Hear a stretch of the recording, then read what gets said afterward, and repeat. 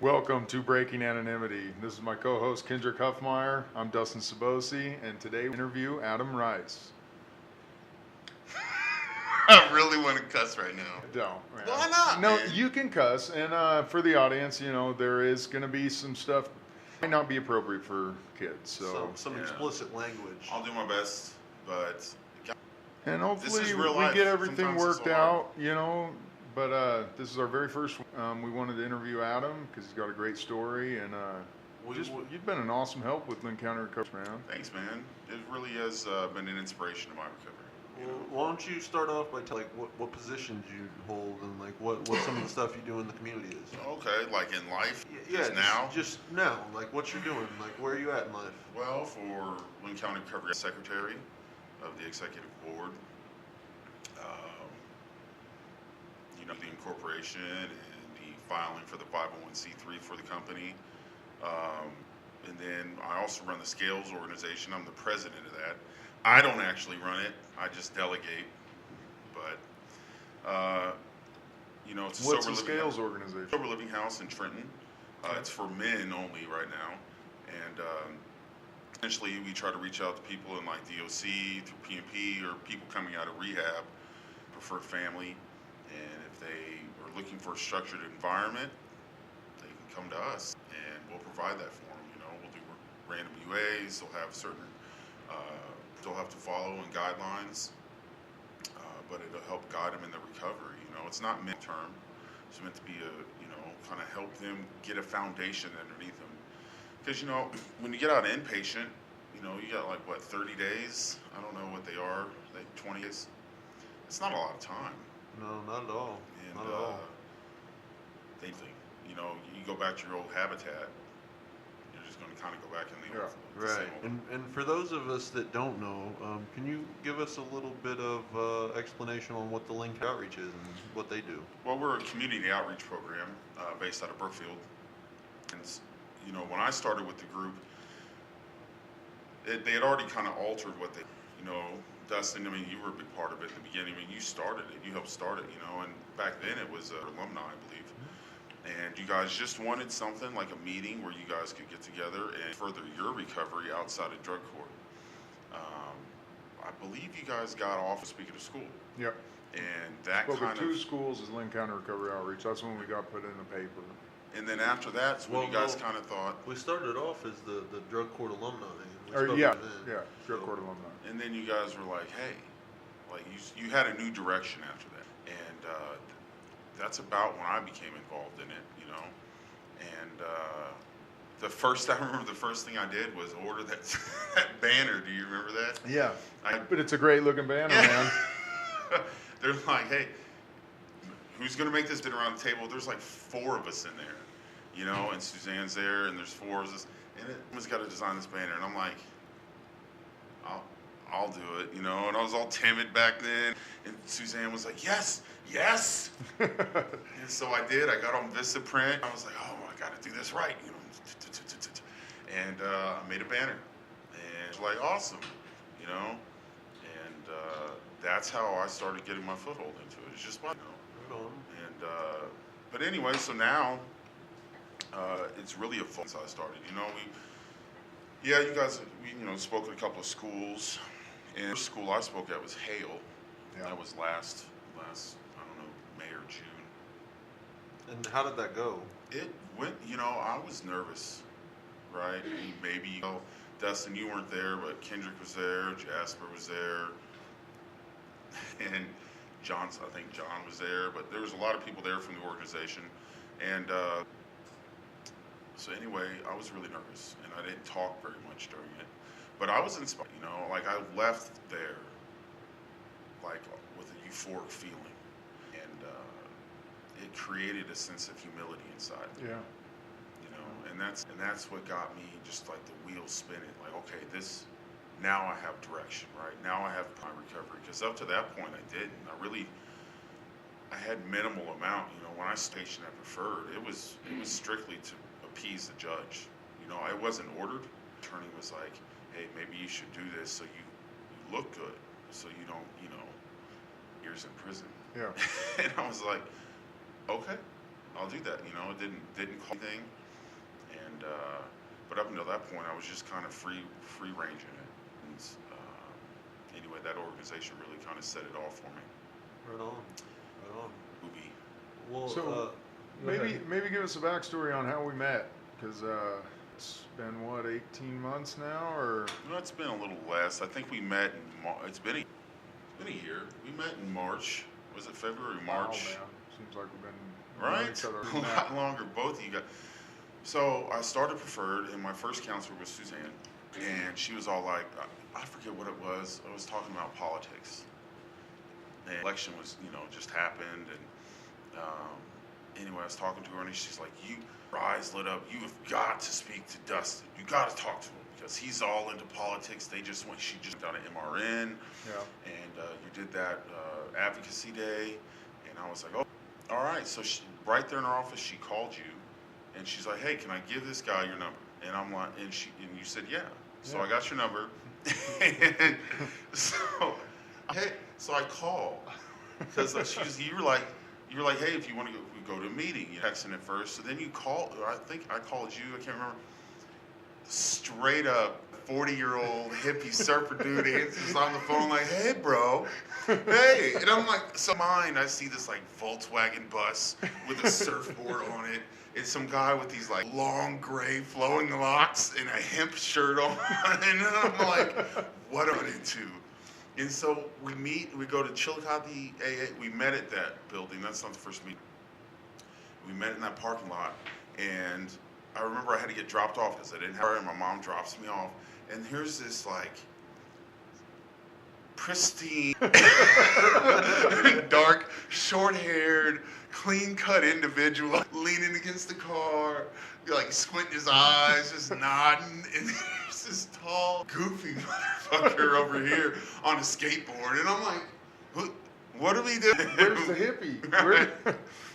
And you were Dustin. And then here's Kendraik, you brought him along. And the first meeting we went to was NA, the A in Chillicothe. Yeah. And because I remember, because there was somebody had asked me what my DOC was. And I was like, oh, I've never been. And he was like, no, your drug of choice. And I'm like, no. So just to go from that moment, just thinking about that though, like to now, like the knowledge, like now I'm talking like just a straight professional out of, out of addiction, right? Is that how you talk? Yeah. Is that how you're talking? Yeah. Well, but I know the lingo, right? Walking paper. So I mean, I'd like to point out that Adam, in all honesty, I'm real proud of you, bud. Thanks. You've come quite the ways. I think that you really have made a name. So yes, especially with our organization and everything. Well, just period. So first got into treatment. You'd already been in jail, and then Yeah, so, man, I don't know where to start. I guess, yeah. I mean, I don't know how far back in the story I want to go. I guess on this point, though, I was in August 12th, and I got pulled over because we didn't have our headlights on. And so they found drugs in the car and a scale, and they took me to jail. And when it happened, I was high. I mean, I was straight. I was high. yeah, But I'm sitting there and I'm like, okay, like it's going to be another $1,000, surety or something like that. I'll just pay a bondsman and get it, and that's not what happened. They put a $200,000 bond, and I'm like, right, for a gram of meth and some scales. What's going on, So I'm not getting out of that, you know what I mean? And so that, and for the first time in my life, there was nothing to do to assist me. Right, that's been the story of my life, is like I could call my mom or my grandma, and they would bond me out, or they would come and pick me up, or they would do something to it. yeah. There was no fixing this. And, everyone I told, just give it a couple weeks, they'll drop your bond. Well, that's not what happened. I sat in there for 3 months. And, finally, they approved a home plan for me and dropped my bond to $10,000. So my mom did post that to get me out. And so I got out, But part of my condition was that I had to leave Columbia. That's where I was at with him. He said, you have to come to Chillicothe where your grandma lives. You have to live with her. So they kicked you out of... Kicked me out of Columbia. So they see it the same way that you do with the Scales House. Get them away from their surroundings, Yeah. their friends. And that, exactly. And it wasn't that they were putting me in a home plan that was like unstable, anything. Like they, you know, my mom lived there, you know, she's in her 60s, lived there, she's in her 80s. And they're like, okay, he's 2 hours from home, he doesn't have a car, you know, and he's going to be in this podunk town, and there he is. And, you know, at the time, I was like, bad, you know. Now, actually, the end I had was they dropped my bond and, you know, all my drug dealer. Because I had like $400 or $500 on my books. And I'm like, dude, I half of this bond. And I'm calling them that Friday night when they dropped it, you know, and I'm like, hey, answer the phone, come and get me, and I'll pay half the bond. He puts up the other half. I'll make it up for him. I want to get out. This is after sitting for 3 months, you know. Thankfully, he didn't answer the phone. You know, maybe he would have done it, maybe he wouldn't have, but he didn't answer. Call it odd, call it God, huh? And my mom picked me up the next morning, and that Monday when I went to court services, so I mean it kind of panned out anyway. Yeah. But sometimes things just work like that, you know. I mean that had to be my path, and in here, and I started working at Walsworth, you know, 2 weeks after I got out, and you know when you start working, and it was in Brookfield, and I live in Chile, and every day my mom would drive me to work in the morning, go back. Come back in the afternoon, pick me up. Come every day. This is Monday through Friday, you know, and dedication. Wow. Right. Yeah. You know, Wow. because that's the only job that I could really Take you to your meetings at Preferred, right? Right. When that didn't start till March. I got out in November. So by Thanksgiving, I had a job at Walsworth. So from there, March, I just worked. So we met you after you'd been to Preferred. Right. So you had been out previous to that. Yeah, I'd been out 4 months. Wow. before I Oh, wow. started Preferred. Wow. Wow. I didn't know that. Well, see, when I first got out, I was a public defender. And we went to court one time down at Randolph, you know, and I'm cleaning, you know, I'm just working in Walsworth. And I go in there and she's like, oh, I think we're going to plead guilty to your charges today. And I'm like, I don't think, so I'm fairly certain you need my approval for that, you know. She's like, no, I think we're going to do it today. And I'm like, no, I'm not saying it, you know. And she got really frustrated with me. I need off of my docket, you know, off of my books or whatever. I need you out of my caseload. Okay. So that day we called, you know, an attorney, Dan Beats. I've used him in the past, you know, for a charge, and he took over both of my felony cases, you know, for Randolph County and for Boone County. Right on. So, Wow. and he was the one that really, you know, I mean, it's hard to, like, I look back at that and all the people that didn't have that option, right? Like, if I would have just done what my public wanted, I would be in prison right now. I would be in prison. You know, she wanted me to plead guilty, 7-year charge. That was the offer, and that was the max penalty. It's a pretty crummy deal. And then I was facing 15 years in Boone County, and you know, that may not have played out well. But I would be sitting in DOC. At best, I would have felonies on my record, and I would be on probation. You know, I didn't have to do that though. I was lucky enough and fortunate enough to have a family that would pay an attorney, that provided, like an attorney that gave me direction, right? Because the first thing he was like, you know, you need to UA yourself. You know what I'm saying? He's like, you need to drug screen yourself, you know, at least. You know, give me records of your, you know, of your pay stubs, and look back into going into college again, you know. And Why did he say that you needed to UA yourself? That sounds right, and that's what I asked him. I was like, hey, you know, doesn't it seem weird? Like I'm giving myself a test. Like, you know, it doesn't matter because you're giving him a clean test. You know, I was like, yeah, but when I'm dropping on me, he's like, I'm telling you, you know, he's been doing this for 30-something years. Wow. He's like, the judges, when you have those tests, you know, because see, my court services I was on bond supervision. I was on bond supervision for 15 months, and the only time they ever UA'd me was the 3 days after I got out of jail.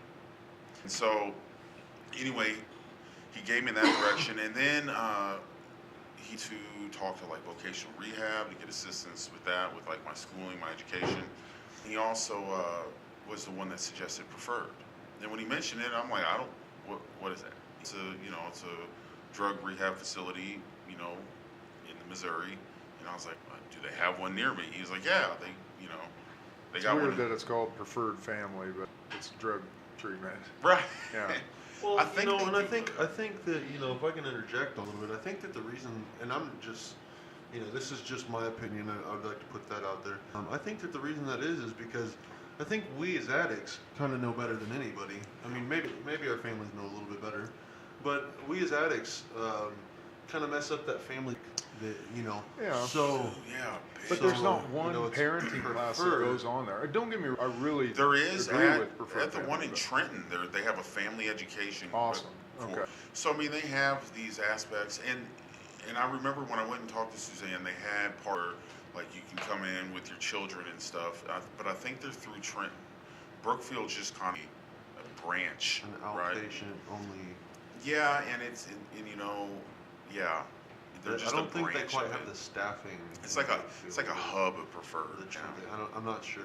And they I'm not just, sure, I but- don't, it's weird. They used to have one in Chillicothe, and you would Yeah. think, just my opinion, like Chillicothe is the most populated area in these three.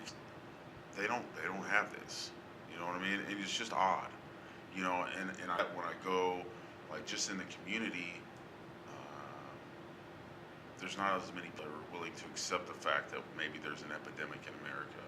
And, forget it, I guess, for a second. Let's just look at our communities. There's an epidemic here in Missouri, in Livingston County, in Grundy County. There is really big where I come from. Yeah, Well, and So, Adam, just out of curiosity, I would like to know, how did you get started on using drugs and alcohol?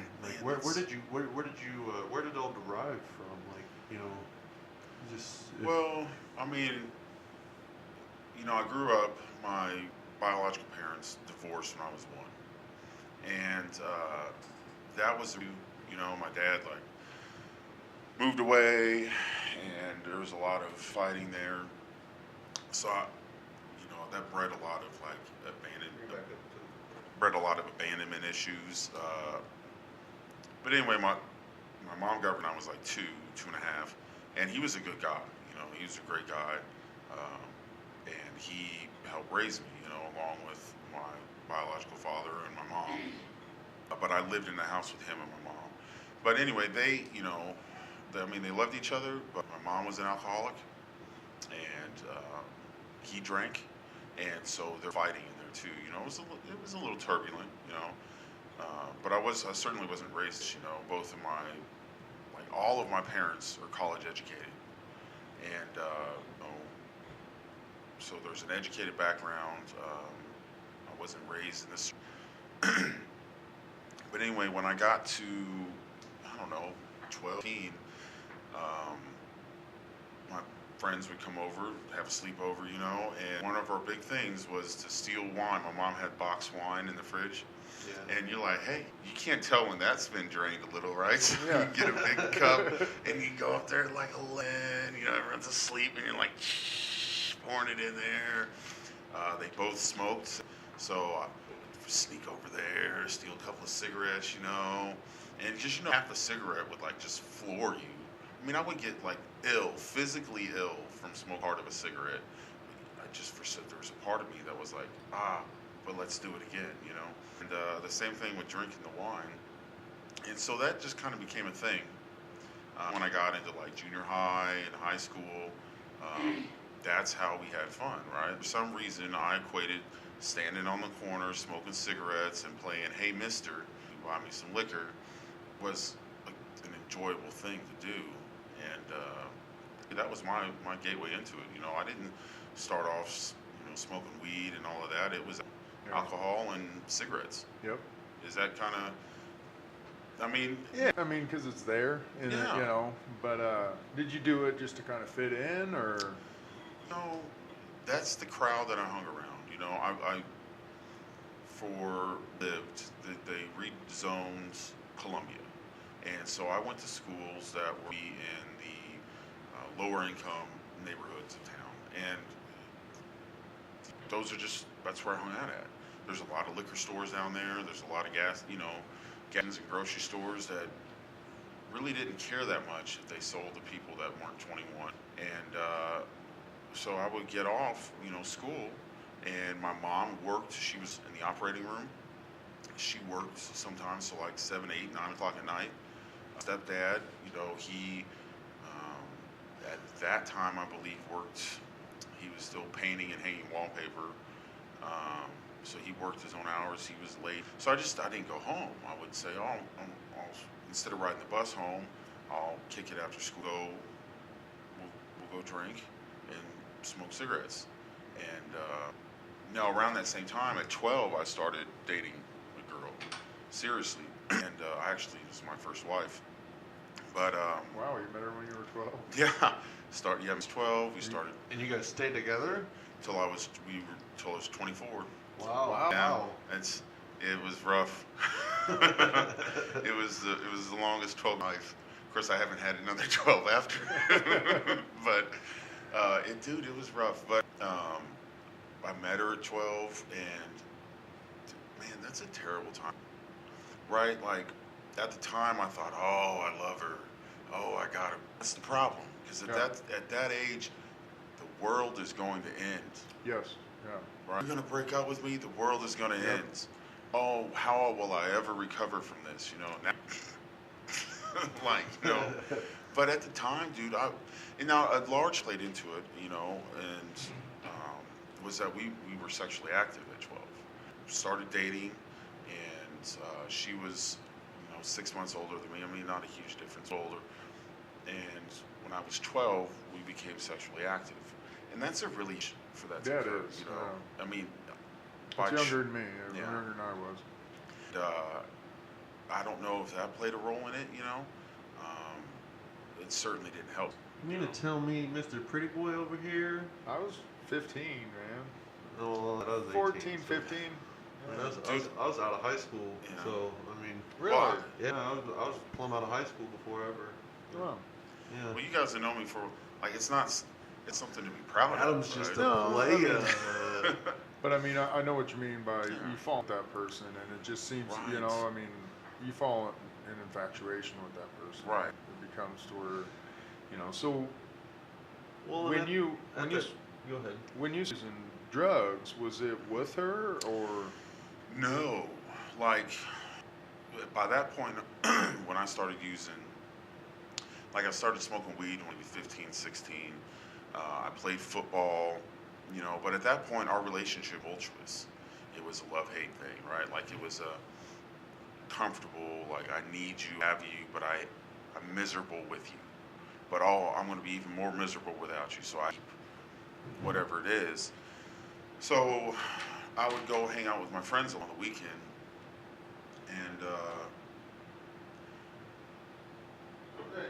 and What are you doing, bro? Fixing the camera. Oh. sorry. So I would hang out with my boys on the weekend, and we'd smoke weed, the bar and everything, and we'd drink and get just lit. So it really wasn't with her You that mean much. the water pipes you at the head shop? Yeah, because those it's things. illegal. Yeah. That's I didn't even hardly use with her. Occasionally she would come out. See, by that my finger.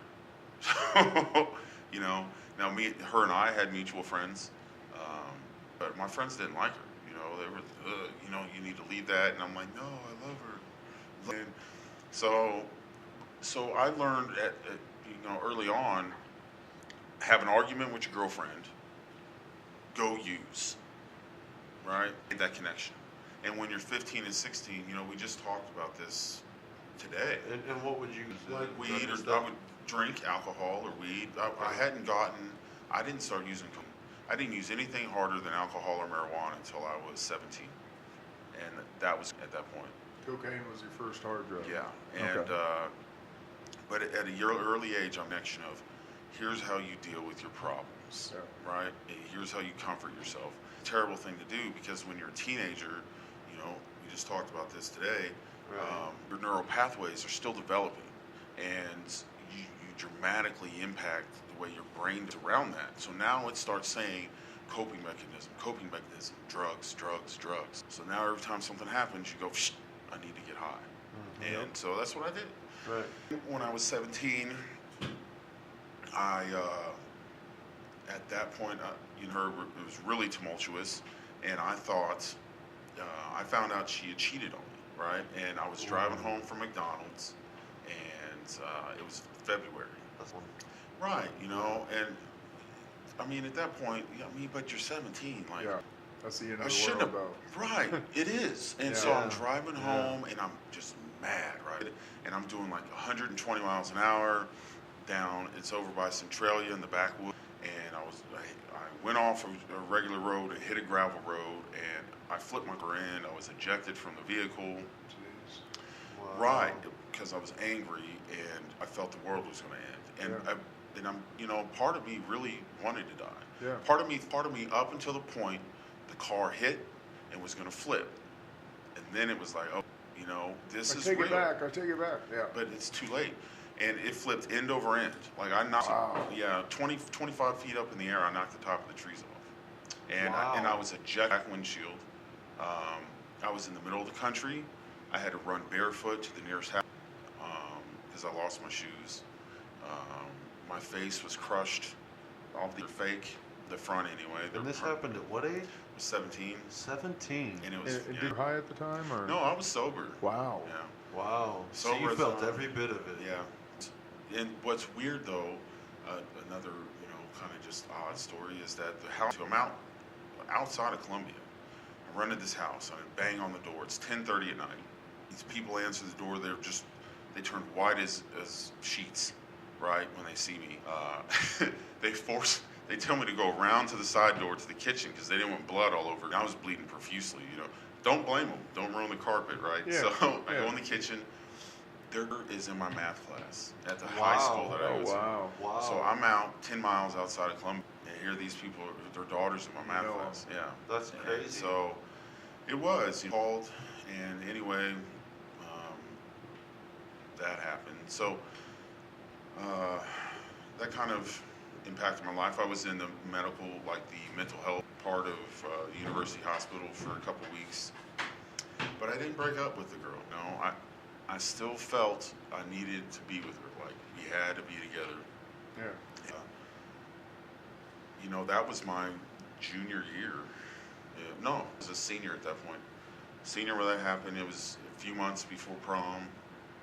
You know, at that point. I still hadn't used cocaine. I didn't start using cocaine, graduated high school. I was 17, and I don't even know how I got to use it. Like, I think somebody brought it. Like, my best friend, Nick, he would do sleepovers and steal the liquor with the wine. I think he knew someone with cocaine, so we just did it. And were you scared the first time you used, or? I think I was, because at that point in my career, I was bored. Right, like alcohol. You just wasn't doing it anymore. Right, you know, and there's been so many nights where at that age I could no longer drink Southern Comfort and Dr. Pepper because I'd gotten sick off it. Right, you have those, or screwdrivers. I couldn't drink those because I'd gotten violently ill. Right. So I can't drink Dr. Pepper to this day. Right, because of that mixture. Dr. Pepper to this day. Back when I was, that was one of those drinks that I mixed with. And still to this day, whenever I taste Dr. Pepper, all I can taste is alcohol. Yes. And smells, songs, everything reminds me. Same with orange juice. Like, I taste screwdriver. I'm like, can't do rough, man. Like, I'm not a big alcoholic. I did have my battle with it. But my drug of choice was opiates. Else I just did for fun and recreational. But I had to have opiates every day. Right. That's what I was addicted to. Yeah, I mean, I feel bad for alcoholics, man. Going into every time you gas, you got to walk in and walk by that. Yeah. By that case. Yeah. If you smoke, a lot of us smoke. You got to go in and and you go to the smoke shop, Rudy's or something, and you're like, oh, there's the liquor right there, you know. Right. And that's a temptation. Yeah. Right. So I'm going to be honest, man. You know, everything you're doing, everything you've done for Lynn County Recovery Outreach, you know, I mean, smartest guys I know. Yeah. You know, and we wanted to have you on first because I want Blick to know what causes you know, somebody is smart. You know, addiction affects everyone. Right. You know, it does not discriminate. You No, know, but what would somebody as smart as you to get into what you got into? And I know it went far. You know, so you know, so it started with coke, and then how'd you progress everything else? So I created such a codependency with my first relationship, and I ended up marrying her. She went into the military, married at 18, because I had to have her, right? And at this point, I'm still doing cocaine, but I quit, you know. And you're doing it like every day? Yeah, I was doing it every day. I was selling it. I mean, certainly not selling it for profit, you know. Were just you rocking it up, or no, just snorting cocaine? Okay. Just the privileged white way, you know. So. Privileged white way. So, you know, so we get married in December, you know, she IT, and she gets stationed in California at Fort Irwin in the desert.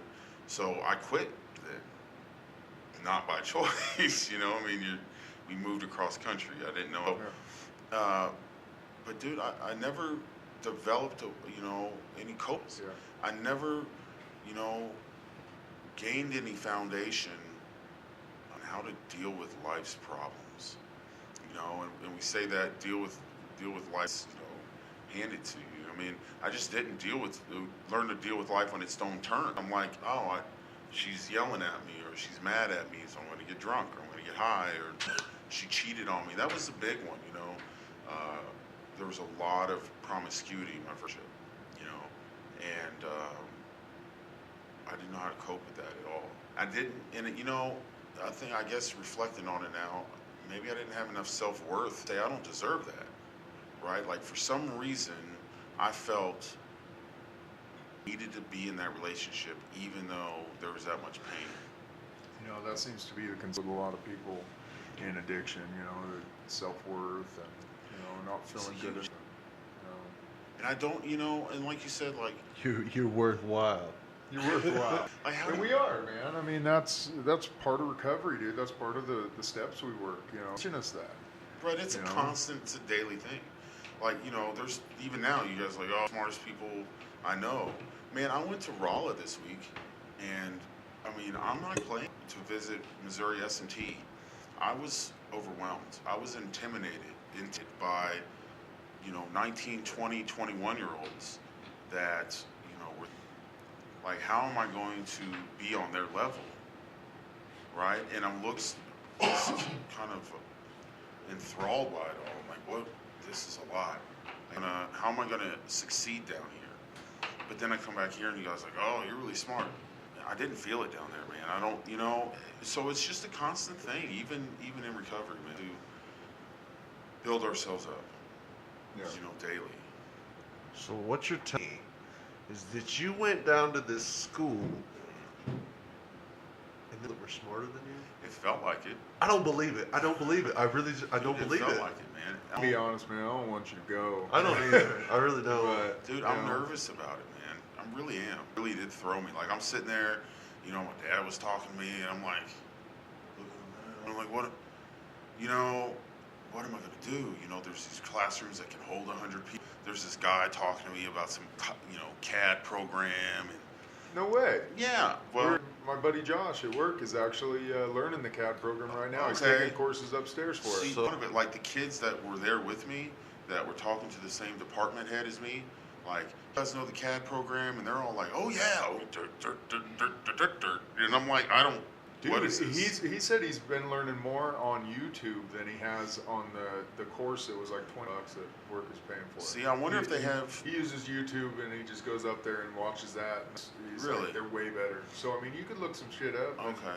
you know, So see what I it's all think they about. offer. I'm sure that's one of my classes. I guarantee it's one of my classes is computer engineering, but it just it was Is that intimidating. is that the major you're going into? Is Yeah, it petroleum engineering? Right on, right on. So That's pretty cool. yeah, And but now you've gone through the Of a nursing name. program too. yeah, actually, when I was in 2000, so I don't know how old am I now? 34. Old. Old. When I was 26, 27, I started the nursing program at Columbia College, and I made it. I had 2 classes left. 2 classes, graduate. Wow. So, 8 credit hours. I think there were 4. I know some of the stories in nursing. I don't want to jump ahead.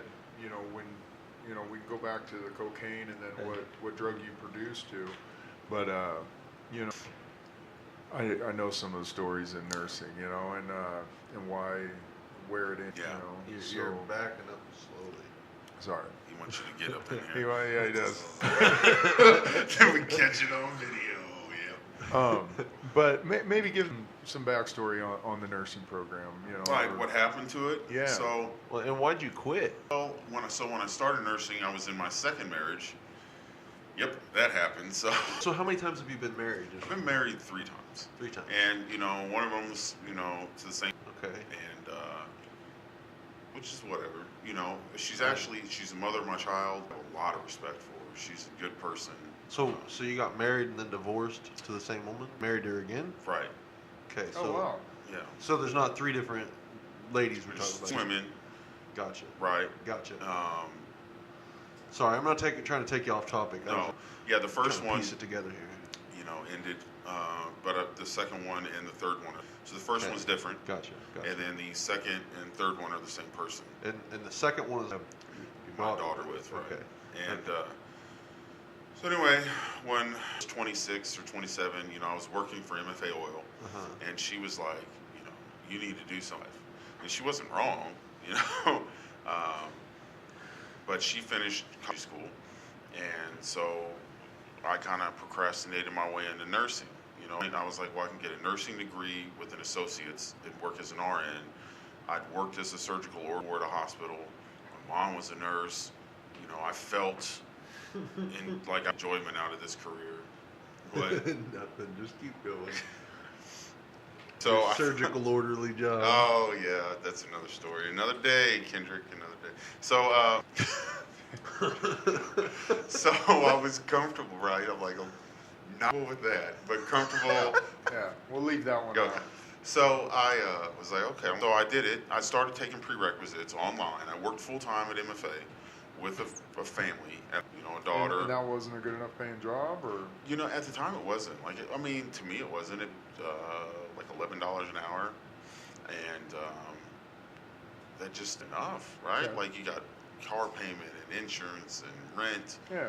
utilities. I was terrible with budgeting anyway. And that's one of my character defects. But And at the time, you were using. at that time was 2010. 2010.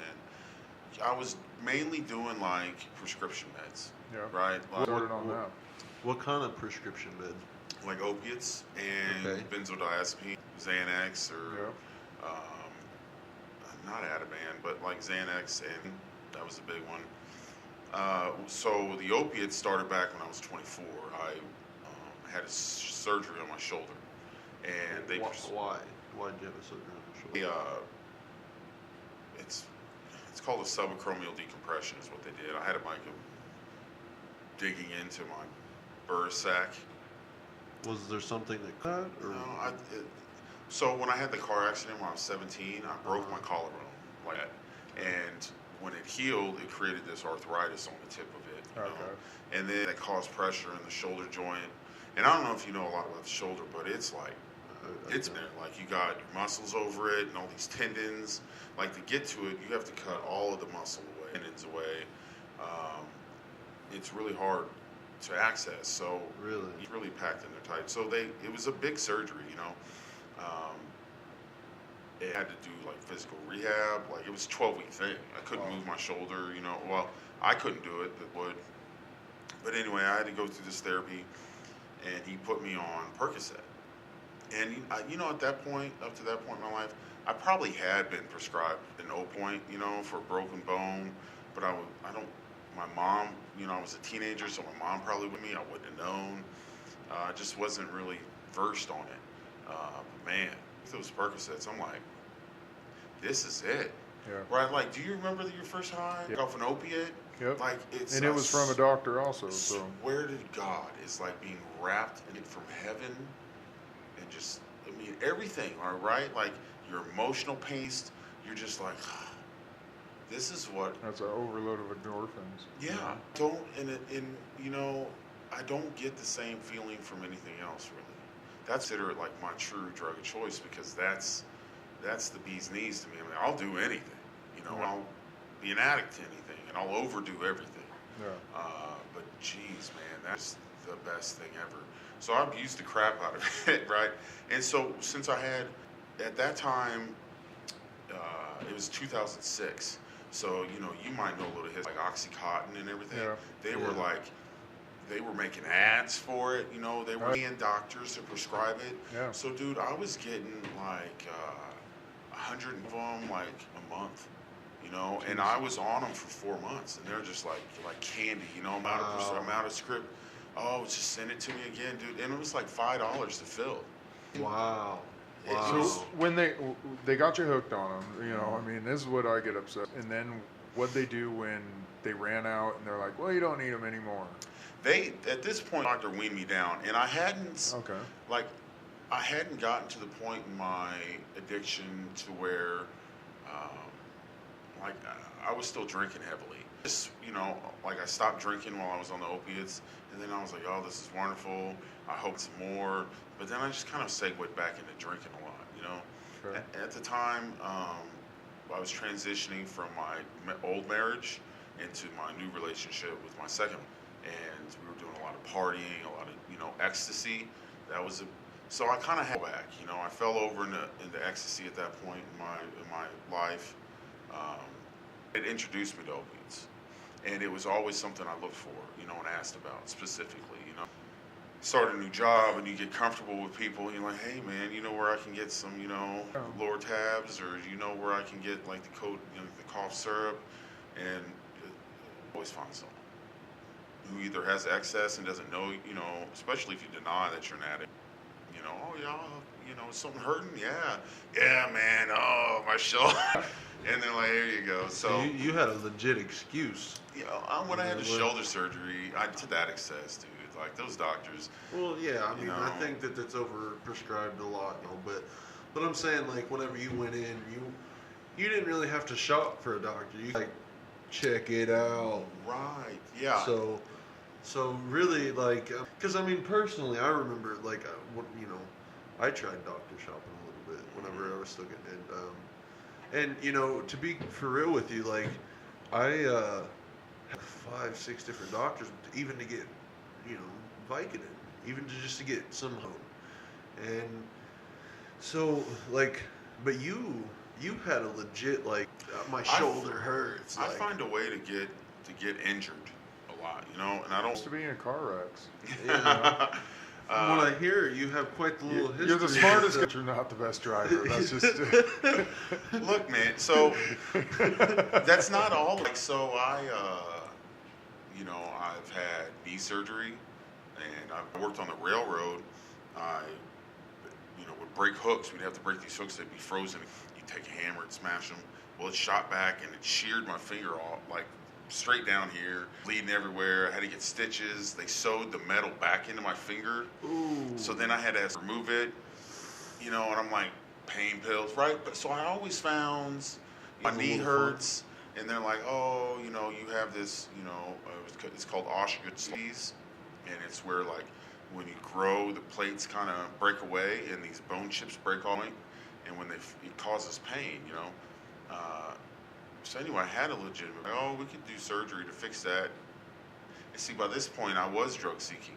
So it was do physical rehab first. It was, let's do the surgery. At the time, I would deny that to the bitter end. Yeah. But now it's like, no,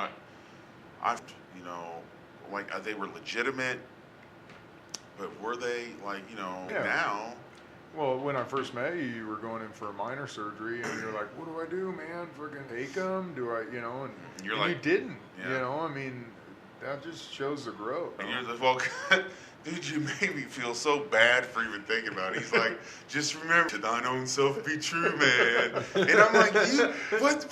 And you're like, just to thine own self. I'm like, I hate you so much, but I needed that. Oh, that helped a lot, man. You know, and because the doctor was like, oh, you're gonna need him, and I'm like.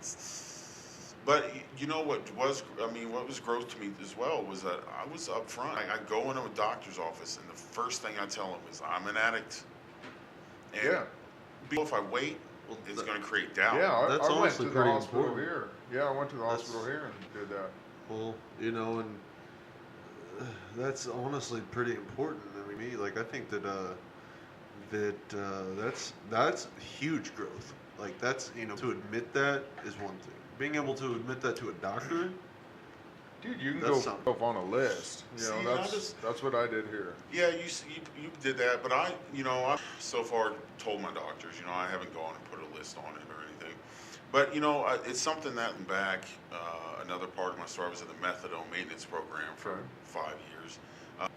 But going there, right, like one of their things was you need to tell your doctor, your family physician that you take methadone. Like you need to be honest with them because there's medications that Oh, hell interact yeah. with it. Yeah. You know, you take benzos with it, Xanax or something, you can kill yourself. well, It's easy. did you ever try anything like Suboxone or Subutex or Like not not legally? It's pretty much the same stuff. Yeah. Antagonist, agonist, opioid. It's the same feeling. I think Suboxone is dangerous though, man. I was on that for a little while, and it'll work for a while, and then all of a sudden you'll start relapsing, or you'll have withdrawals Really? all of a sudden out of Right. nowhere, and that's dangerous, man. I mean, methadone was okay for me, but you know, I thought it was a miracle drug, really, at the time. You know, I was on it for almost 10, and not from a doctor. You know, I was getting it from the streets and for a ridiculous price. Found out what you said you paid. I'm like, man, they should have had a clinic back home for me. You know, They probably did, man. but you know, I know me and you battle back and forth on this methadone thing. I don't think, because I wasn't clean when I was Right. on methadone, so. Well, you this know, is the distinction we have though. It's like, you know, my view is that it's not the presence or absence of a drug in your system. It's the behaviors, you know, that are present or absent while you're on that drug. Yeah. And so when I talk about those, you know, I say I was clean because I went to the doctor's appointments. You know, I paid my fee. I never ran off a debt. I didn't steal from anyone to pay it. They prescribed, 70 milligrams a day. I took 70 milligrams a day. I didn't take any other drugs. I didn't, I had clean UAs. I didn't sell my methadone for. The problem with it is that I didn't do anything recovery based. Is that why you end up ultimately quit doing it, or? Well, I quit. So I quit the maintenance program because I got back with my second ex-wife. I got back with her. We got together again, and she moved back from. She was in Kentucky, and she back to Columbia, and we were gonna live as a family, right? And dude wanted, right? Like I had my daughter. Yeah. I wanted that companionship. I want, my daughter was about it. I was really happy about it, and anyway, I'm like, I gotta pay rent, and I was paying $100, a little over $100 a week to methadone maintenance. That's $400 right there. That's rent, and the job I worked at the time, I was MF still, I got back on there. It was like $15 an hour, but that's a lot of money, and so I tapered my methadone. I did it on my own. I probably didn't do it the best way, but I knew if I went in and talked to them, that they would try to convince me to stay on it. Yeah. Two people that had tried to get off it, and that's what they did the same thing to them, because that is a huge money gain for them. It's a money it's a game, profitable and the one business. thing I agree with is it is a better alt than heroin. Oh, you know, yeah. than scoring off the street. I mean, you don't know what you're getting. I mean, you got, fentanyl, Fentanyl-laced carfentanil. It's killing people. And so I somewhat agree with methadone, but you don't really get deal with the problems that why you were using. That's provided that you take it the way that they suggest. Which a lot of I people was do. taking half of the dose you were. I mean, I was getting a buzz off of it. See, and I did when I first started on it. Because going into withdrawal, anything will give you a buzz. You know, they start you off at like 30 and they step you up. You know, every 3 days they'll go up 10 milligrams. Well, I got to 70 milligrams, and you know, I'm sure like fuck, I'm getting a buzz off of this. But after a while, it was just kind of like, You just feel normal. kind of feel normal. You know, I even stepped back a little because I would get drowsy. You know, and that's a sign you're taking too much. Okay. Yeah. But I knew people that were going to that clinic that were taking 320 milligrams a day. See, part I disagree with. So I mean, you can go up that high. Now, there was this whole thing about some people's metabolisms, you know, acted too quickly and would use too much of the drug, so it would be too much of them, and they would have to take 2 doses. But dude, you know, I mean, methadone's a long-acting drug. It's a long half-life. in order to take Ciboci after, like when you're withdrawing from methadone, it's 3 days. Yeah, it's you got know, a or else the long Narcan that's in Ciboci will just, I mean, instant withdrawals. Yeah. And that's what I mean by it's so dangerous having these drugs out there on the streets and People not don't know knowing what what they're they're doing. You know, it's Well, and you know, something else that I'd like to point out is, you know, I know we've kind of acted like we really don't know each other, and I think that that's kind of. I'm creeped out a little bit by that. well, you guys you know know, me. Well, and that's the thing, like, but you know, for the Yeah, viewers' yeah, that's sake, true. for the viewers' sake, you know, we want to get to know you. Like, We're they faking want to it. get to know you. They just want to pretend.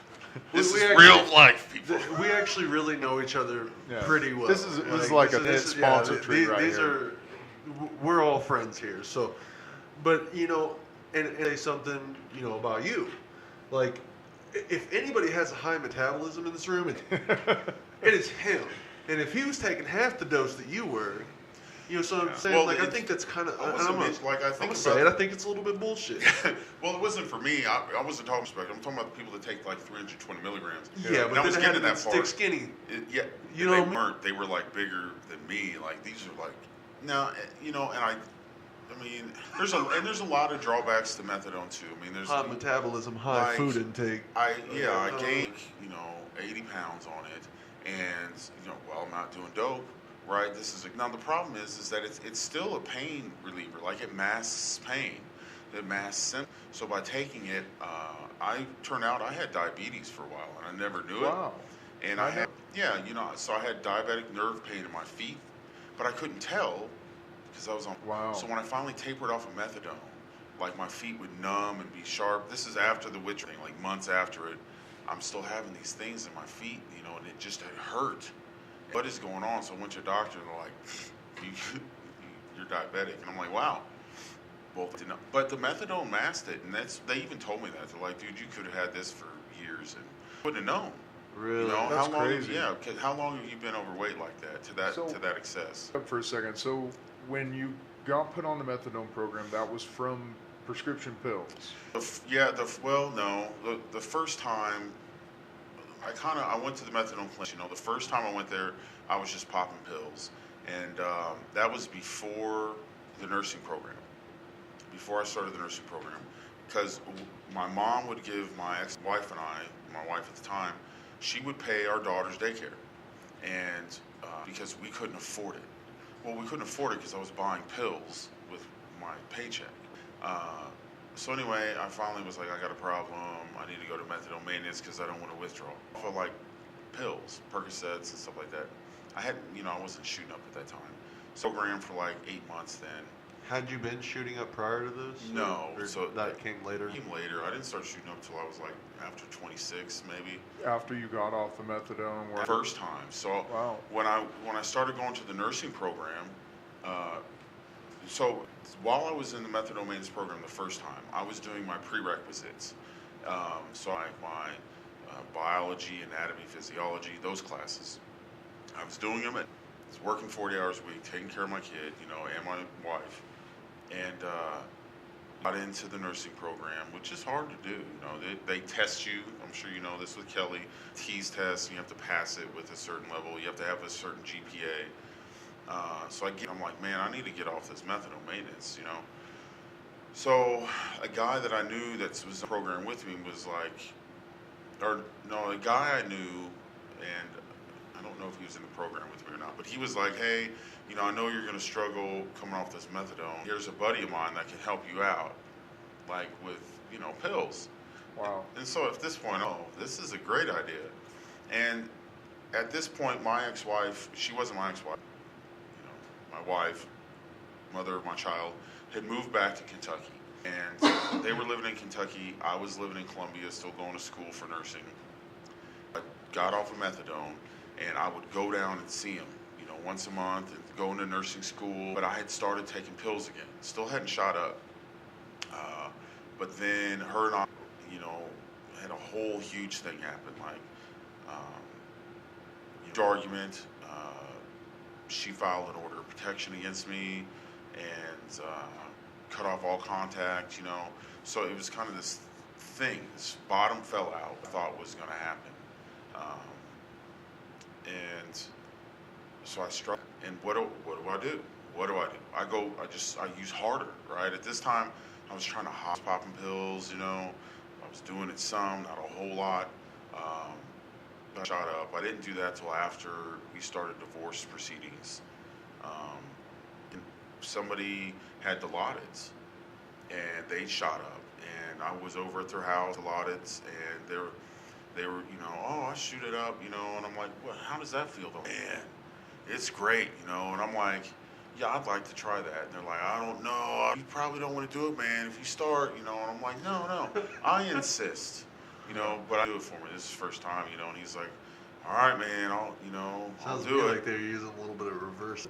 Well, part of me looks back and because I was like that, active in my addiction. After I started using the needle, if you already shot up, but if you'd never shot up in your life, I wouldn't do it. Really? Yeah, I wouldn't do it. I don't want you to experience this. Because, that's, you know, I know we do this hierarchy in the drug world, like, oh, your drugs, you know, my drugs worse than yours, or I'm more hardcore. But man, once I got on that needle, it was all bets were off, right? Like, I didn't care anymore. How do you hide anything? You got track marks showing. Yeah, you walk around T-Rexing it all the time. And I was in the nursing, right? Like, I'm going to school to be a nurse. They didn't drug test you in the nursing program? They drug test you when you enter. Oh, wow. So, I remember. Go ahead. Go ahead. So I was going to say it's that because at that time when I entered it, I was only on methadone. I still hadn't gotten off the methadone yet, and they didn't test. Their panel test didn't go that high. Yeah. So I got through it like that. Later on in the program, at one stage of the nursing program, one of the teachers that taught like the med-surg courses was like, "What the fuck is going on with you?" And I'm like, "What are you talking about? I don't know what you mean." She's like, "You know, you look here, you're dragging ass all day, and then you went out to lunch, and you come back, and you're all bright. Yeah. Like, what is up?" And I'm like, "I don't know." You know? She's like, "Bet." So she dropped on me, and I'm running around. I call my friend up, my female friend, like, guys, from you, I need urine from you, because I knew she was clean, right? So I go and I buy some condoms, you know, and I buy those packs from the store. She pees in a cup for me, I pour it, and I go and I drug test, you know, with her. And of course, you know, she passed. She passed well, you know. And the teacher was like, just looking at me like, there's something up, you know. Yeah. And well, at one point in time, like, you blame something on getting blood drawn? I was still new to shooting up, right? And I wasn't very good at hitting a vein, but in my arm here, you know, I would shoot up a lot, and I would miss a lot. And anyway, I got a MRSA infection from it. And I had to have surgery. They had to cut out all the, you know, affected tissue. Yeah, or get it travel into my heart. You know, by that, once it gets in your bloodstream, you're kind of screwed. Yeah. And so anyway, that certainly didn't stop me from shooting up. But at that point, I wasn't in clinicals yet. I wasn't going to hospital to take care of patients. I was just in classes. So I went to the class, and I'm like, how do I explain this huge band? It's called a wet to dry pack. I had a hole you could put a quarter in. Ooh, God. Literally, you could drop a quarter in it. And so how you deal with that is you take gauze and you wet it, and you shove it with a Q-tip, like these, you know, sterile Q-tips. Pack it into the tight. You know, you pack it in, and then you let it dry. and it wicks out all that dead stuff. And you do this every day, every day, every day. And my mom's a nurse, help me with it. But I went to the class, and I'm like, they're like, oh, like, arms all wrapped up, They're like, what happened? Oh man, I had an infection, oh my God, what happened? Well, I used to donate plasma at the plasma center. And so my excuse was like, man, they use those big needles. I use a sterile needle or something like that. And they're like, oh my God, you should sue. And I'm like, no. Well, one of the guys in the class worked at the plasma donor center and was like, I think that's what happened. That didn't happen. And I'm like, shut up. That's what happened. And he's like, no. So I think people can see through your bullshit. You know what they can, man. You're the only one bullshitting yourself. Right. And a lot of people, because the teacher had me stand up in the class and show everybody, because this is a learning experience, right? Oh, let everyone see. And they were coming up, and I was withdrawing at the time. So everyone's, my eyes are like, boom, like saucers. And people are like, why are your eyes so dilated? Yeah. Room full Because normally they're pinprick. Yeah. Yeah. But, are normal. They're just normal. Mine are like, because I was withdrawing. And everyone in the room, they kept walking up, why like that? I'm in a room full of like nursing students trying to hide the fact that, something's up with my, but a lot of people don't know, So you never had anybody question your titles while you were on opiates? No. Wow. No, not then. I always feel for people with blue eyes, or I can spot it among anybody. Yeah. And that's with the Yeah, light eyes. you are one of those people that you don't even have to see. Even they're high. Yeah. It's just like he's a human lie detector. Like Dustin, what's up? Yeah. You don't need a P test, Dustin. Yes, What's up yes, with he is. PMP should hire you. You say it's we're in gonna the save eyes. money on drug tests. And you got light colored eyes. It is impossible for me to hide. It's easier to tell on my when I was doing it, I'm like, I look in the mirror, I'm like, holy God, what is up, man? Like, how am I gonna go like this? Yeah. Like trying to wear like sunglasses. Can't wear them in the office, But anyway, so and this teacher finally knew what was up, and she didn't cut me any breaks in her class. And I failed her class, I mean, and I don't mean like I failed, like I bombed it. You have to have a 75% or higher at that time in this program, and not 74.97% doesn't count. That's a failing. It has to be 25% or higher. I failed that class with a 74.98. 0.02%. I think Kelly's is like an 82. Yeah. And she, Now as I go on, like they go on in it, that's crazy. they keep increasing this, the level of what you have to pass at. Yeah. But at that time, 75%, which, is reasonable. But dude, if I'd have been in the regular game, like they would have rounded up and I'd have been fine. Like, at what point would I not have, succeeded in that? Yeah. I mean, it was all because, again, relationships, right? Like, we had this struggle over custody of, they were 400 miles away. I didn't know how to cope. I didn't know how to just get my head around it and say, okay, how do I move past this? Yeah. And I'm going to get high. That was to it. Yeah. And that's a terrible answer, It is. Yeah. That's been it, though. That's been for up until Everything. now. Yeah. And even, I'm not going to lie, even now you struggle with that. I do. I struggle sometimes with... And how long have you been clean? 19 months Wow. now, Wow. The first 3 months were in Dude, jail. you've done a lot in your 19 months. Yeah, No kidding. But I've noticed that staying busy is one of the best things for me. Yeah. And But I mean, and Kendraik, I talked to you about this earlier today. I know we keep jumping our timetables here, That's fine, though, but it's like flashback, flash forward. But it's not. It's something I just talked to you about today. Flashback, flash forward, Flash Gordon. But dude, I had a close call a few weeks ago, and I mean like really close. My my family was out of the house, and there's my grandma's pain pills, and I really thought about it. I thought about it, like walked up to him and looked at him, thought about it, and I saw my probation officer that day, and he UA'd me that day too. So not only like I thought about it, but then I was like, here's how I put it off in my head at the time. I'll go to my meeting, come back and they're not home. You know, like that was my thing, which saved me because and he's like, we're gonna do UA, and I'm like, son of a, like that could have been it, right? Thing I've worked for, that could have been it, and it really shook me.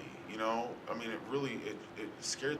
So what was going through your head at the time? Like I know a lot of people think like, well, they're clean, you know, they got all this time. What would cause them to go back? They don't know what's going on in people's heads. dude, You know? and that's the thing is like, it's not like I wasn't having a bad day.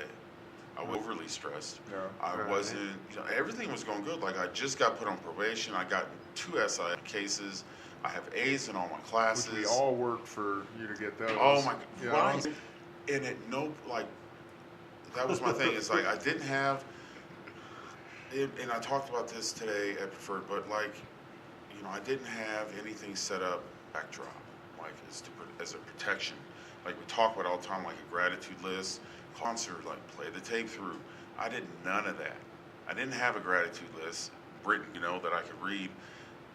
But there was nothing going wrong in my day, right? I just would be right there. Sometimes it's when things are going right. You And know? here, not only, you know, I think what it was that timing, right? I was alone, and then B, I wasn't doing anything. I was idle. Well, Yeah. see, and something else that I've kind of learned in my clean time, I feel like we as addicts, you know, we're the type of people that seize the opportunity and always really, you know what I mean? Like, I feel like we're the type of people that always seize the opportunity. Right. And you know, being clean and trying to work towards living a clean and sober life, I feel like we have to learn not to do that. Yeah. And you know, maybe that was a learning. I mean, did you learn anything from that moment? Man, you know, at the time, like, I just kind of shut down for like a week and a half, like where I didn't talk a lot, meetings or anything, because it really did scare me, dude. Where I'm just like, God, what was I doing? Started after I met with Rodney and I peed in a cup, you know, and like, I know I'm good, but oh my God, I started thinking like, oh my, what was I thinking? Like, Dustin, you guys went through all this trouble with the judge. I've been accepted into Rolla. You know, my daughter, I get to spend weekends with her now. My ex-wife, like, trusts me a little bit. Like, you know, I mean, like, what was I thinking? Yeah. So the first thing was, I'm like, gratitude list. And I don't know, I heard it at a meeting. Someone said something about gratitude. And I'm like, that's okay. So I'm right there, dude. I'm sitting on my phone in a meeting, you know, making notes. And I have it, dude. I have it now. It's in my notes pulled up, gratitude list. That's and awesome. I just started, you know, I got NIA visits, attend college, you know, receive federal aid. It's a little inside joke at school, but it's on there. Family trust. I got trust from Jerica. I got gratitude from Jerica. Yeah. You know, so, but then as I keep going on, keep adding things. You know, I keep adding things. And then like today, somebody was talking, they said something about, you know, like living. So I put breathing on here. Breathe. Yeah. Because now I'm still breathing. So I didn't have a gratitude Amen list. to that, yeah. Every day then- we wake up with 2 feet and a heartbeat. That's, you know. But like you blessed. said, did I learn, like, so I learned that, right, to create a better, you know, protect myself from this. But then I also have to go to Preferred now for SATOP, you know, for this thing. And I did group counseling and group education. And they had a video playing called Cravings and Relapse Prevention. Wow. And I'm like, okay, so I'm listening to it, right? And nobody else in there is really listening. They're all trying to talk, you know. Dude, I'm trying to learn. And I did, because he was like, what do we call your sponsor? He's like, because, and this, you mentioned, like, you're doing a verbal gratitude list. But so my sponsor, he's like, you call your sponsor, and you're like, man, you know, I really feel like using right now. I feel like I'm going to use. And your sponsor might say something like, well, you know, what made you what made you stop? What got you to quit? And you'd say something like, well, you know, I lost my job and my ex-wife, you know, left me, and I couldn't see my kids, and, you know, I was facing jail time. And he's like, okay. He's like, well, why do you want to use, you know? And you're like, well, you know, I got maybe some stress at work, you know, I'm dealing with things at work, you know, they're kind of stressing me out and all of this and that. And he's like, well, then your sponsor might say, you know, what'll happen? You know, what could you lose, you know, if you use? And you're like, man, no, geez, man, anything. Like, trust me now, and I'm seeing them again, and, you know, I have a full-time job, and I have trust in my community, and, you know, I have friends that I'll disappoint, and, And then he's like, and by the time you get done talking to your sponsor, you're like, and your sponsor might say something at the end like, yeah, sounds like maybe you shouldn't use, Yeah. And I'm like, that was deep. Yeah. Like that conversation he had with a fake phone to himself. I mean, that's what I needed, And I should have called Kendraik. I should have called, and it doesn't matter. Like, let's say you're busy because sponsors can't be. They're not super. We have jobs, but that's where you go down your tree. You can always call your grand sponsor. Call sponsor, or your grand sponsor doesn't answer. You call someone. You call. Yep. And it's something we tell people in recovery all the time. You call. But you got to remind yourself of that. And that's the problem, man. And I think, it really did open me up to a lot of learning. Because now, like I was sitting in group today and we were talking about like what you need to do, to remain sober. And one of the things we touched on was like being on, and yeah, I know he's on his phone. It's Sorry, cool. there's a reason. But There's it's a all right. really good reason for it. But but one thing we were talking about was like, what do you do? And I'm like, one thing that I seem to struggle with was how I felt like I had to put on some facade. Like people looked up to me. Like, oh, look how strong Israel is. Yeah. And so then you start playing into it. You lose that humility a little bit.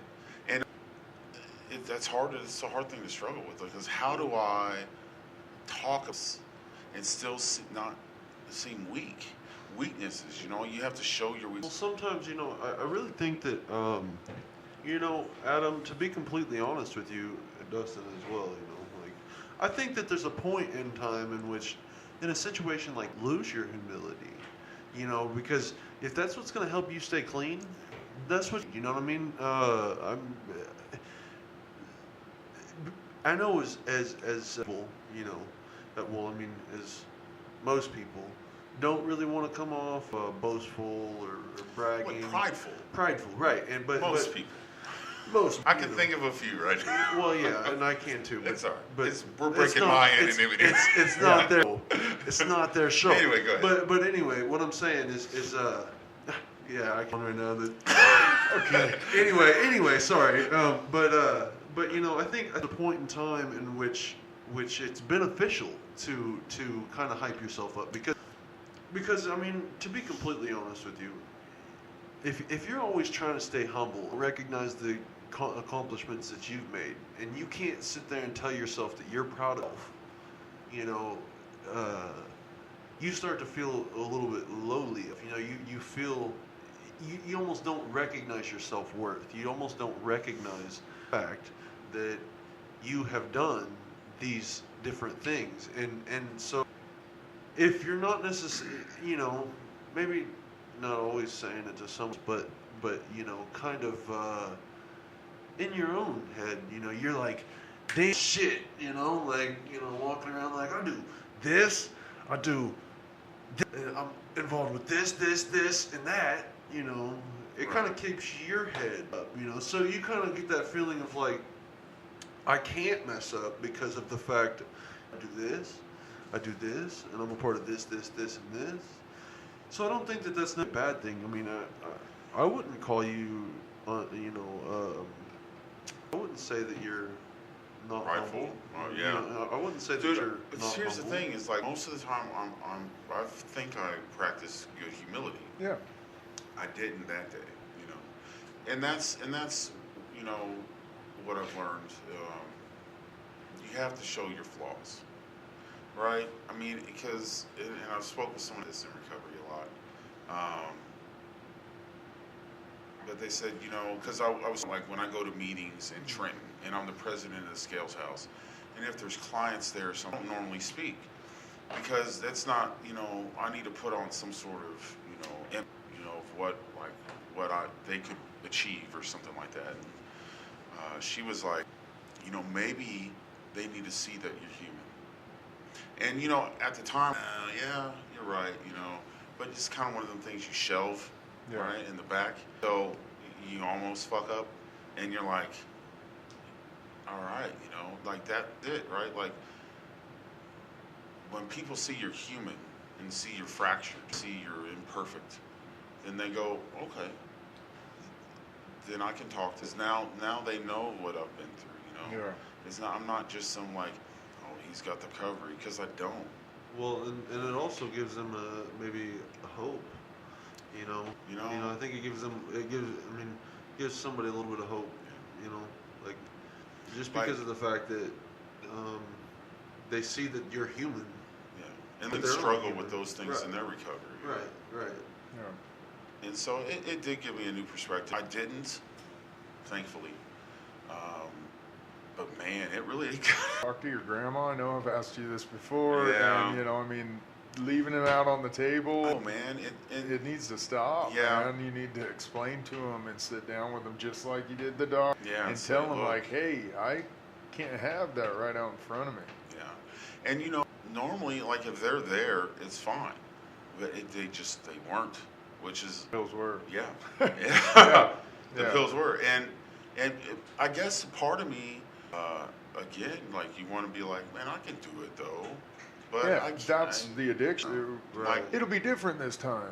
Well, what I meant I was can like, handle it. what I meant is like, instead of them about it, like saying, oh, again, that's like showing weakness, right? Like, well, I'm going to need you to hide those from me. I'm adult enough yet to not take Yeah. pills that I'm not supposed to. Yeah. But I think it makes you a stronger person showing this, Because at least you're being honest about it. They say that real men don't cry. Well, that's Well, real men cry. and the whole thing that you need to explain to them, and I'd like you to the viewers, is this addiction doesn't just go away. I don't know how many times I've been asked, like, how long do you got to go to them? I'm like, for life, bro. That's really? yeah. It's just That's true. I mean, Yeah, it's forever. Yeah. I'm gonna deal with this forever. Have cravings. I'm gonna have stuff pop up for the rest of my life. No matter how good or no matter how bad things are going. I've been thankful enough, or grateful enough to some of the stuff that has happened to me. Like I've had death happen. I've had, good things happen. I mean, I'm president of a nonprofit organization that I love, man, and I'm doing things that I never thought I'd be, that would be possible, but I still fall back. I still have those moments where it's like, no, I could drink just one beer, but I play the tape forward. I mean, I hated hearing that, but I know how the night will end for me. Well, and something else that I'd like to point out, I can personally relate to it, and I think that most of us here can, maybe all of us can. I mean, I should truthfully know. I mean, as close as we are. I mean, I know that you can, because we spoke about it.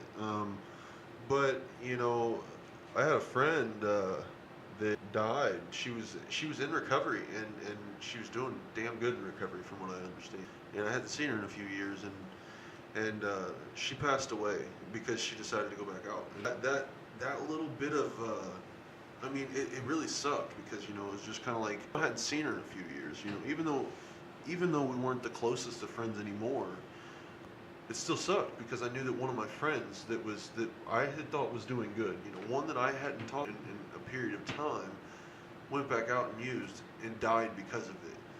That brought that seriousness to my heart. I mean, it reminded me. That could be me at any moment in time. At any moment in time, that could have been me. If I'd have decided to take the pills that your grandma, like let's say I was in your situation, I could have died that night. You could have died if you'd take that. Right. Because I would have taken enough to get me high back to get high. Right. And that's the problem. A lot of people when they find recovery for a while, back out and they try to do the same amount.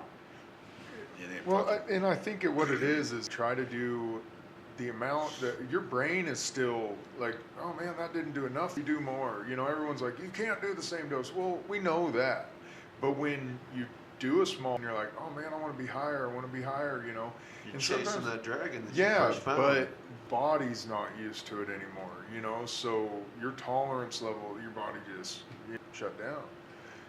So. Yeah, because I know you dealt with a death pretty recently. Yeah. What bothered me the most about it is, not just the fact that he's a dude, man. He had 4 years of recovery, dude, and the thoughts in your head going, what am I thinking, man? Like being a father to his daughter. You know, he's doing all these things. You know, and it, you know, it upset me because I really want to go back home and visit. Don't know a lot of people in recovery. Here's a guy who reached out to me and was like, "Hey man, I see what you're doing on Facebook. You know, like I'm in recovery. I got 4 years, and you know, and so I was gonna hit the first thing. You know, Yeah. I'd love to go to a meeting back home. You know, and see who's in recovery and who." Just as But- a shout out to the people in Idaho, Yeah. your boy Dustin wants to go to a meeting whenever he comes home. So Yeah. just keep that in mind. Back But to your story. I think what bothers most is that's his legacy now. That's I don't know. That's what's horrible. Addiction is you go back out there and use it, and you're just a junkie that died. You know, the guy he overdosed. He was a drug addict. No, man. Like people just don't understand how tough it is. You know It what is. goes through your head. That's why I was trying to understand, you know, somebody smart like you having those thoughts, you know, doing everything you're doing right now, going to school. You made what, the dean's list? I was on Or- the president's list, a 4.0 GPA. I mean, dude, Take it for a people drive. look Take at credit that. hours. If you would have gone back and used and died that night, you know, that would've made nobody it- would have even, yeah, exactly. wouldn't You have would have even been, cared. he's a drug addict, he died, you know, Because he overdosed. and that's the saddest part. The only part that That's would have true. been a little bit more detailed would be my obituary. But that's your family rights then. But Exactly. like you said, the legacy left for you in the communities, you fly within everybody is going to say, Well, you almost had it. And Yeah. You know, who wants that? Well, Yeah. you know, and I don't know about y'all, but personally, like, I grew up in this town. I grew up in Brookfield, Missouri. This is a tiny little town, Yeah. you know, and I still can't go in this town and not run into somebody, and they give me this look. You know, a lot of people see what we're doing on Facebook. They like it. They like it a lot, you know, but there are still those people that don't remember, and whenever, you know, you decision to go back out and something like that happens, it's very unfortunate, yes, but something like that happens, that is what people, you know, they remember that person that, you know, 17-year-old with long hippie hair, run around smoking weed, and you know, and they remember the drug addict in you. They and that's what's prominent because I mean it's Dustin's cold. Yeah, dude, it is a little. man. But I'm just Heater's saying, not like, working. but I'm just saying, you know, I definitely get what you're saying, you know, and it's sad. That is very sad because, you know, and I'm gonna say it like this, you know, knowing what I know about you and being as close to you, I would remember so much more if that was to happen to you. And same with you, Dustin. You know, I'm death. You guys are brothers to me. But it's kind of one of those things where other people, you know, people would be like, oh, you know, he never really changed, you know, blah, blah, that and the other, yada, yada. But I would be like, you know, that's not true. I remember, you know, going to meeting after meeting after meeting with this cat, and I remember, you know, this, Right, this, watching and this. the growth and seeing how they. and, But that's and because being you're like, close to this motherfucker knows how to do math. right, because we're close, you know. But the large part of you would just be like, well, Yeah, see it as a failure. and that's Right. that's Right. what I think the purpose is that, you know, like I can tell this in you know groups, you know, AAs or whatever. Man, you put it out here and you see that we're real people. We're struggling every day, Right. and we struggle with death. You know, Yeah. I had someone that I was close to pass away in recovery. You know, I did have my closest friend, you know, he's my best friend, Nick. He died when he was 29 on his birthday from a heroin overdose. Wow. Active in my addiction. So, what did you think I did? Just die again, right? Like, that didn't deter me. Like, it shocked me. At first, I thought, shit, you know, I was supposed to hang out with him the day before. We were supposed to get some heroin to get Lewis, you know. Well, he went. You know, I couldn't, as I had my daughter, I think, at the time. Reason behind it. But anyway, you know, the next day I get a call from his girlfriend, and she's like, I didn't answer because I didn't honestly like her very much. But they texted me, you know, and she says some dumb shit like, you know, you need to answer my call. You know, Nick just died, and I'm like, so So I call, I'm like, I'm trying to call bullshit on it. And she's like, no, crying. So I call his mom, and yep, there he is. Wow. And Wow. it didn't, again, I was so active in my addiction, it didn't deter me, And still, being close to him, he never found recovery. I still remember all the good qualities, though. And that's what we're going to do, like, as a group. Like, if, once someone we're close to goes back out and dies from this, Right. We're going to remember the good. Right. But everyone else is going to remember the bad stuff. Yeah. And I'm sure there's people who get my bad stuff. And that's fine. I'll have to come to terms with that. Well, hippie said, "To thine own self be true." and that's the thing, though.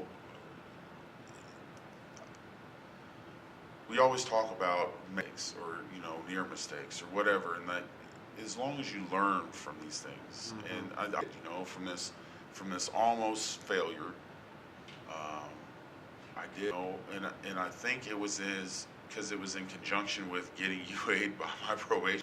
I promise that, like, I felt. Which is crazy because you've gone all this time probation, not with P-tests, nobody to hold you accountable but me and Kendraik Yep. and other people in there, and then all of a sudden you get on paper and you've got, 2 months in on paper, and I'm like, oh, this is a good idea on the day I of could get probation. high.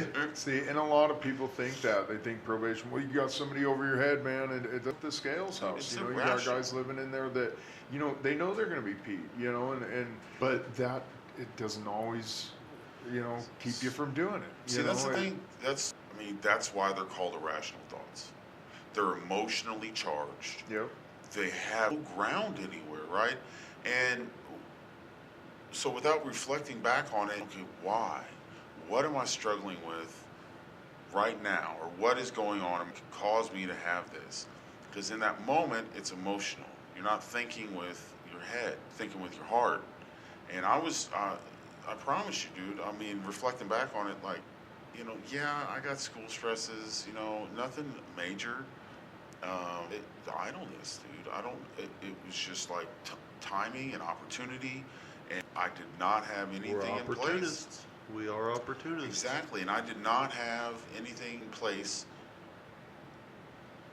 to help me get over that. Like, I didn't have the steps. Like, I had things in places. I have a sponsor. I have a grant sponsor. I have a call list.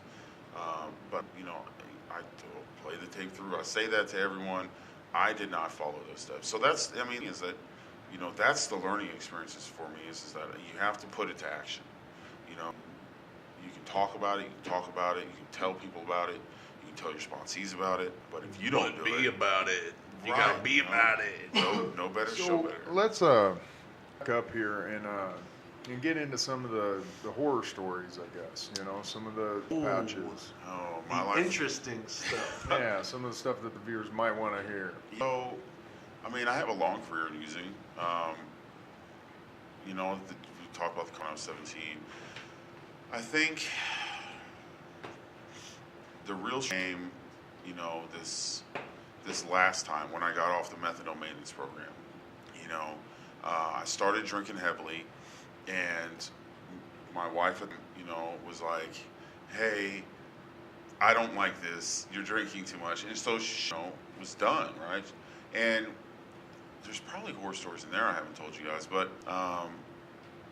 I got drunk one night and I went out with the neighbors to a club in town, and I tried to fight the bouncers.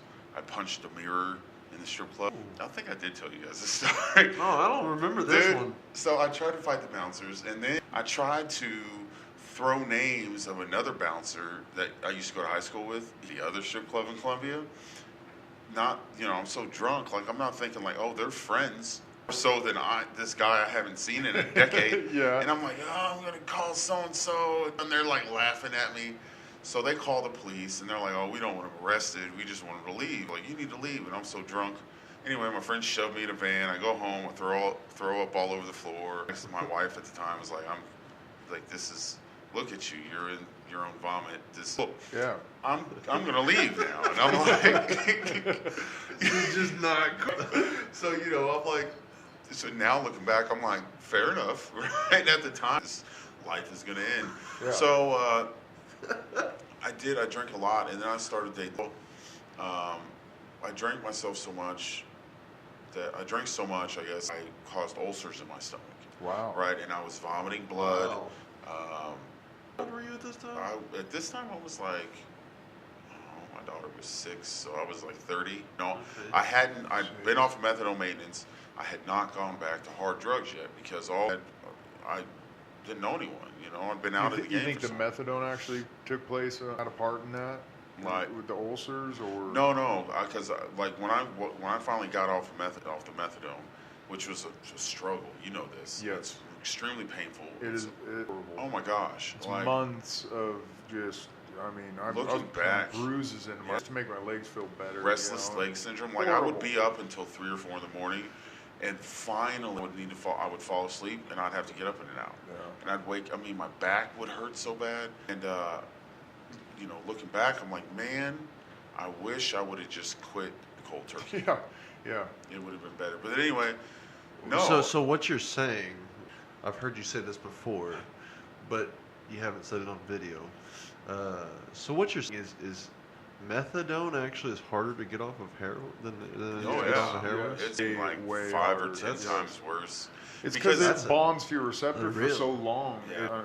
It's horrible, man. That's unreal, man. That's And I unreal. stepped myself down. Like I did too. I weaned myself 10 milligrams every week at first, because when you're in the high dose, 10 milligrams, whatever. It was when I got down to I was taking 10 milligrams and started weaning myself down 5 milligrams every 2 weeks. And you think, well, 5 milligrams isn't a lot, dude. When I got down makes and a I big wasn't difference. taking any more, it was I just was like eating a 5s and 4s, Yeah. and it still was horrible, man. yeah. It's like a light switch. You just flip a switch and your body's like, pfft. It's got the middle fingers up. It's like playing both. Yeah.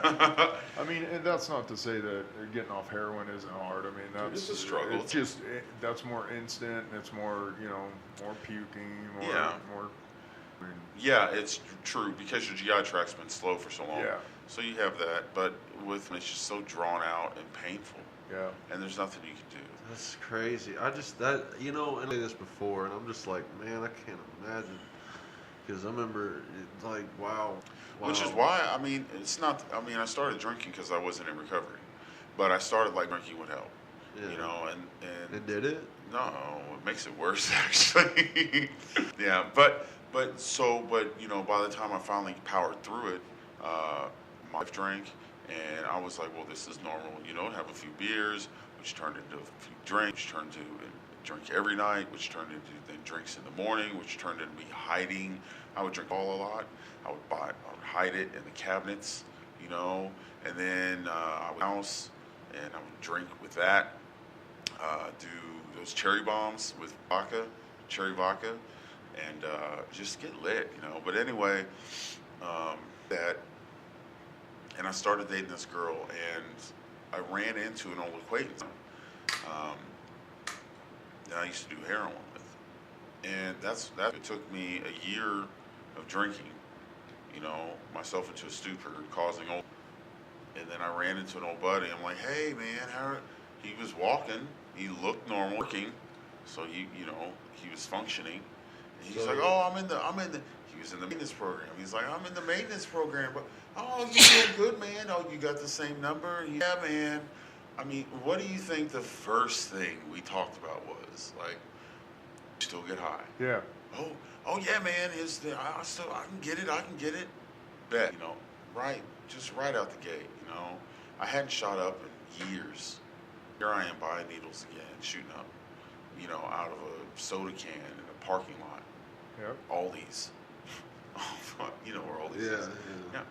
And so at first, I would shoot up with him, and because he would get it, and that was how he got high. I would split it with him because he got it. He had the connection. And I overdosed, actually, in the Gerbs parking lot. The Gerbs off of Paris. I overdosed. That was your first overdose? That was my first overdose. How many times have you overdosed? I've overdosed 12 times, out, and one time I overdosed in the car with him, and he beat the shit out of me. to try to keep me awake, in the face. And I guess a cop pulled up at the same time. Like, it was the whole thing. And, they knew me. Then the next time. What was your... a pair of shiny little bracelets? No, not that time. What was your first thought as soon as the narc came out of it? Like, see, they never gave me so much that it threw me into withdrawal. Oh, really? Yeah, they would give me my first dose, and usually I would kind of, just kind of wake back up. You're just lost. Like, what? Where am I at? But you're not high anymore, so that kind of pisses you off. You're a little irritated. What? Wait a minute. You know what I'm saying? Because you just blew your money. Yeah. And it's frustrating, But at the same time, like... You're not thinking about the fact they just saved your life. Right. No, that's ridiculous. Who cares about that? At that time, yeah. That was the first, and dude, I mean, after that, I had another one where... so then the serious one happened. I finally, I probably had one or two of that with him that were, Narcan, slap you around in the face, you wake back up, about your day, go get high again. The serious one I had was, I was at home alone. I'd just taken my daughter to my ex-wife's house, and dropped her off. I was drunk. Right? I'm still drinking, like drinking in the morning and at night. And so I shoot up at home by myself and in the kitchen, and boom, I just hit the floor. And I remember that part. I remember waking up a day and a half later, wallowing on the floor. I had a dog, a English bulldog at the time, and he hadn't been out in a day and a half, hadn't been fed in a day and a half, and he's fucking with me. What are you doing? On the ground, So nobody came and found you?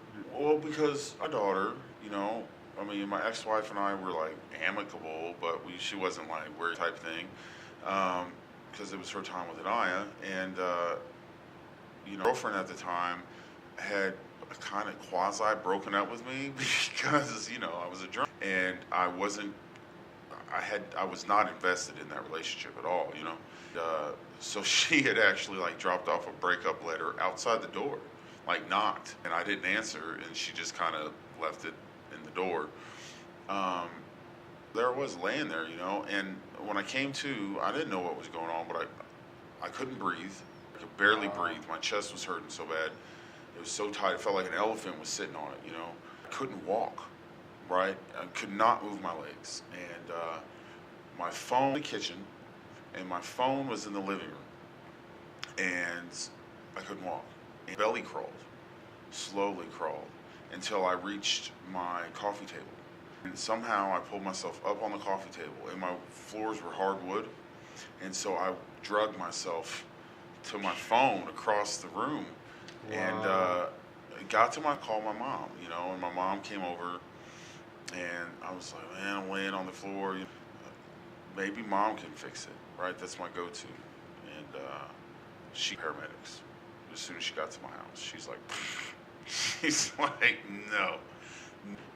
And she was drinking it. I think at the time she might have sobered up. She didn't afterwards, she drank, she relapsed real quick. But anyway, they picked me up and they put me in a medically induced coma. And they couldn't put me in. Like, they said that I have built up such a tolerance to opiates, giving me fentanyl, Versed, propofol, like all these things to put you down. Wow.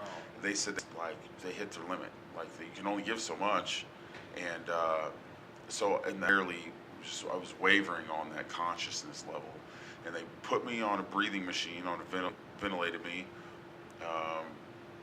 and then they put me in a coma, and 3 days later I woke up from it like they strap your arms down. When you're in a medically induced coma, they strap you down, and I woke up, and I guess I was being good. I don't know. I wasn't moving a lot, so one of the orderlies had undone my strap, and I woke up and ripped the ventilator tube out of my throat. Ooh. And I don't know if this work, but like they stick the tube in. This goes. Yeah. Well, so it works both. If you stick a catheter up someone's, urethra, then they blow it in your bladder to hold it in place. Well, if they put a ventilator tube down your throat into your lungs, the same thing. They blow this balloon up in there, so that way it kind of stays in place. Balloons. So I get out of my throat. Now, luckily for me, like your esophagus expands, I ripped it out, and like it took 30 people holding me down. Well, at that point they're like, we're not putting this in again. You know, I've heard people waking up with catheters in it. They're just like ripping it out. Dude, I cannot imagine if there's a balloon and it doesn't hurt your throat. Like, see, I was like at the time I was having these visions of like I don't know. So what was the point of putting you in medically induced coma? Body had so when I had overdosed, besides the fact that my drinking, you know, I had pancreatitis from alcoholism. So I was in pancreatitis, you know, if I had ulcers, you know, bleeding esophagus from drinking. But then I shot up the heroin, and when I overdosed on the heroin, it shut my kidneys down. See, what it did is if you dramatically alter your blood pressure too quickly, like I dropped my too quickly, well, your body goes into shock. It's like, oh shit, it starts shutting down systems. Well, you're really sensitive to blood pressure, your blood pressure. And so when I dropped my so much from overdosing, it shut my kidneys down. And then they were like, fuck you, we're not turning back on. So there I laid for a day and a half. Now, why I woke up from that, you know, I said when I went to the hospital, I think my kidney function was at 3%. what? So I was already in sepsis when they took me in and put me in the medically induced coma. So, you know, I couldn't breathe on my own. I killed part of my spleen. It's called a spleen infarct. You know, any medical people out there, you probably know what it is. I killed half of that, and you don't really need it anyway, I guess. But I had pancreas. Well, that's not to try and influence anybody.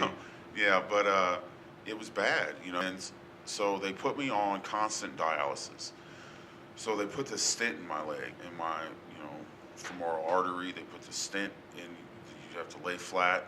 That was the medically-induced coma. Was that it's extremely uncomfortable. Pancreatitis is painful, like painful. You can't eat. You know, they don't let you drink fluids because that's what processes is all of that, right? And you've pissed it because when you drink, it inflames it, and it's like I don't like. I'm not going to be cool. And so they were like, yeah, you're not going to be comfortable. So they tried to put me in a med coma. And hopefully my kidney function came back a little bit. But from that, I sat in ICU for a month. Wow. I was in ICU for a month. I couldn't walk for the first 3 weeks of it. So this is when you went back and you were living with your mom? No, this is when I was just in the hospital. Wow. This isn't even the car accident part. Like, I was in the hospital for that long, for a month. And then when I got out of the hospital, I was on dialysis for an additional 3. So they had to put a port in my chest. So during this time in the hospital, you were on pain med? At Bevo. Okay, yeah. So I was kind of Gucci, right? Like, I'm cool because I'm hot, right? Like, it hurts. Can I get my pain medicine? Yeah. And you know how you can play that, right? Yeah. Button. Right. Yeah. You know, and the thing is like, it really did hurt, you know? Pancreatitis really is uncomfortable. But was it to the extent that I'm like, every 3 hours, I'm like, I need my... No, it wasn't. And how old were you at this time? 31. So this is after. Okay. Gotcha. This is after my daughter was, I think, 7. So I know this is a tangent, but this whole time, they knew it was from an overdose. So I told them it was from drinking. You know, Oh, okay. I never said like, hey, I heroin. Okay. Like, I kind of probably hid that fact. You don't think they saw your track marks? Oh, I did. Well, but see, here's the thing. I was so new back into shooting up again. I probably didn't have an example. No, I was just going to ask if they even maybe slipped you a pamphlet to They maybe did. a place like Preferred. They could. So That's cool. When I was in there, they're like, you really need to go to therapy, Okay. And in Columbia, they have the Phoenix program. The Phoenix House is there. Kendrick took me I- there. We went. Yeah, I actually And I wanna go back there, went through you that know. program myself. Yeah, so they were like, you should go there for outpatient, test and for your alcoholism, because you have a problem, clearly you're in the hospital, and they told me there, they were like, so at the time, they thought I'd be on dialysis the rest of my life. Wow. Like, because my kid, like, they're like, you're young, so maybe that'll help. Like, maybe you're young and you're, fit, healthy for whatever. Yeah. So maybe that'll help, but they're like, they were at 25%, and they're like, we don't know. You know, I don't think they're coming back any more than this. And so for 3 days a week, I would go dialysis done. And I don't, you know, you guys probably haven't been through it, but you sit in this cold ass room for 4 hours while they hook you up to this machine and they run your blood through a machine, you know, and it's really tight. It's just draining of all your energy. I just had started walking again because I've been laying in bed for 3 weeks, you know.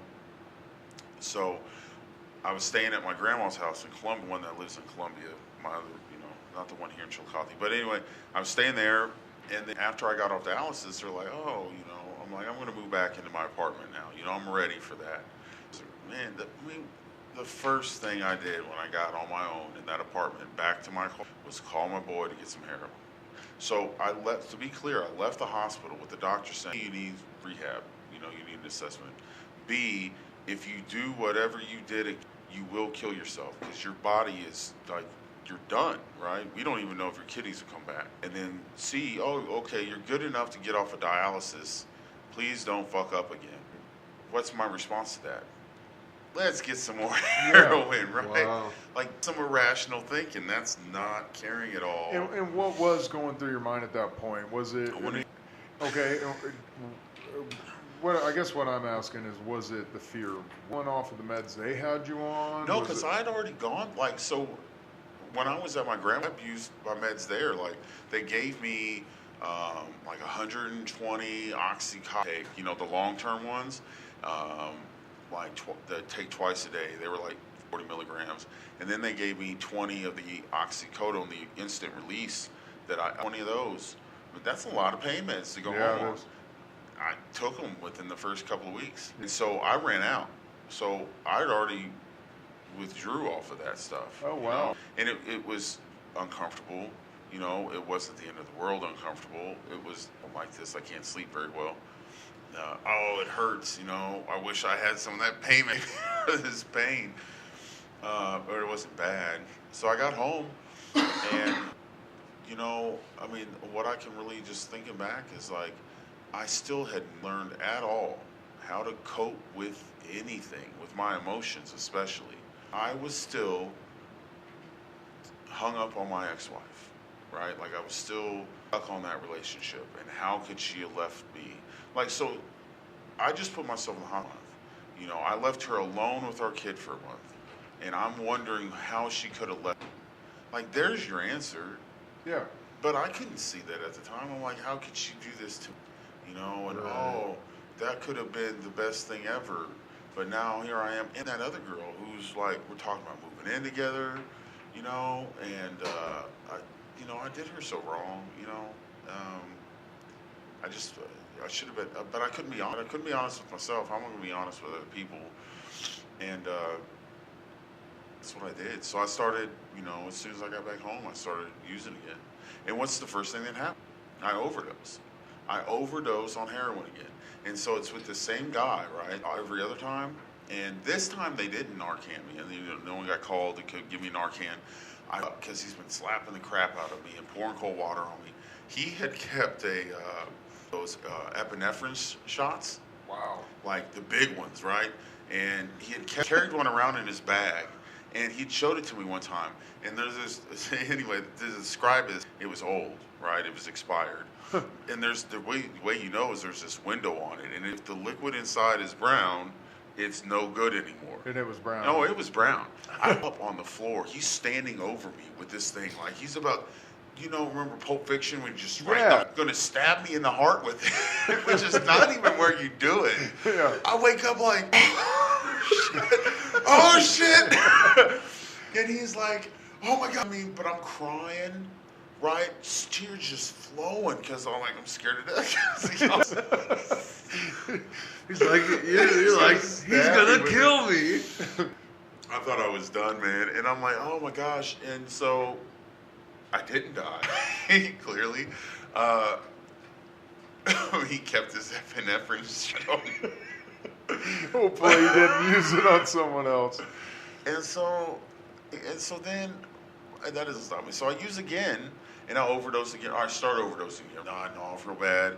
And he's like, oh my gosh, He's like, I know somebody that has meth. And so now I'd used meth early on in my, a career. Um, I hadn't used it in like a decade at this point. It'd been 10 years. And so I go over there and he gets me some meth and we shoot up meth. And a whole nother thing, man. So complete opposite high. I'm awake now. I'm alert. Like things are popping. People are talking. People are listening. And I'm like, oh, this is where I need to be at, right? So then, let's just do all of it. That was that right there. Like at that, I still wasn't back at work full time because I was on long-term medical leave from work. I worked for 4 months at this point. Full paychecks. They paid the income paid. I had a $750,000 in medical expenses for one event. Wow. Like that singular event in my life. Close there. That's $750,000, and my company covered that. I started working back part time, and I was tired, but using again, and I was staying up, and then I started, using more meth, and I started work, and Just the meth or meth with the opiate? I think at that point I kind of took a break from the heroin, because he really wouldn't get it for me, because dude, I OD'd at this point like 8 times, Yeah. 7 or 8 times. At least you cared that much. Dude, yeah, I guess you can say that, but anyway, I started using meth more, and then I'm thinking, I need it so I can start going back to work full time, like right now. So now I have a built-in reason. Yeah. I need meth so I can get back to work full time. But then I was missing. I wasn't doing my job when I was there, and finally I was using it so much that I was staying up for days. Yeah. And then I was, dealing with some, and these people, like they're sketchy. Yeah. And maybe it's not necessarily, it's just a situation. I mean, I'm sure I was sketchy as all get out in that. But I started dealing with people, and I was at work one day, and I'd been up for like 4 or 5 days at this point, and we were doing our year-end inventory count, and that was part of my big job, like this, right? I'm telling people what to do, and I'm high as balls, and I'm falling asleep, and so I start hallucinating them, that not like my boss know that like I'm selling drugs, right? And not only that, because I wasn't selling drugs at this point in time, in my addiction.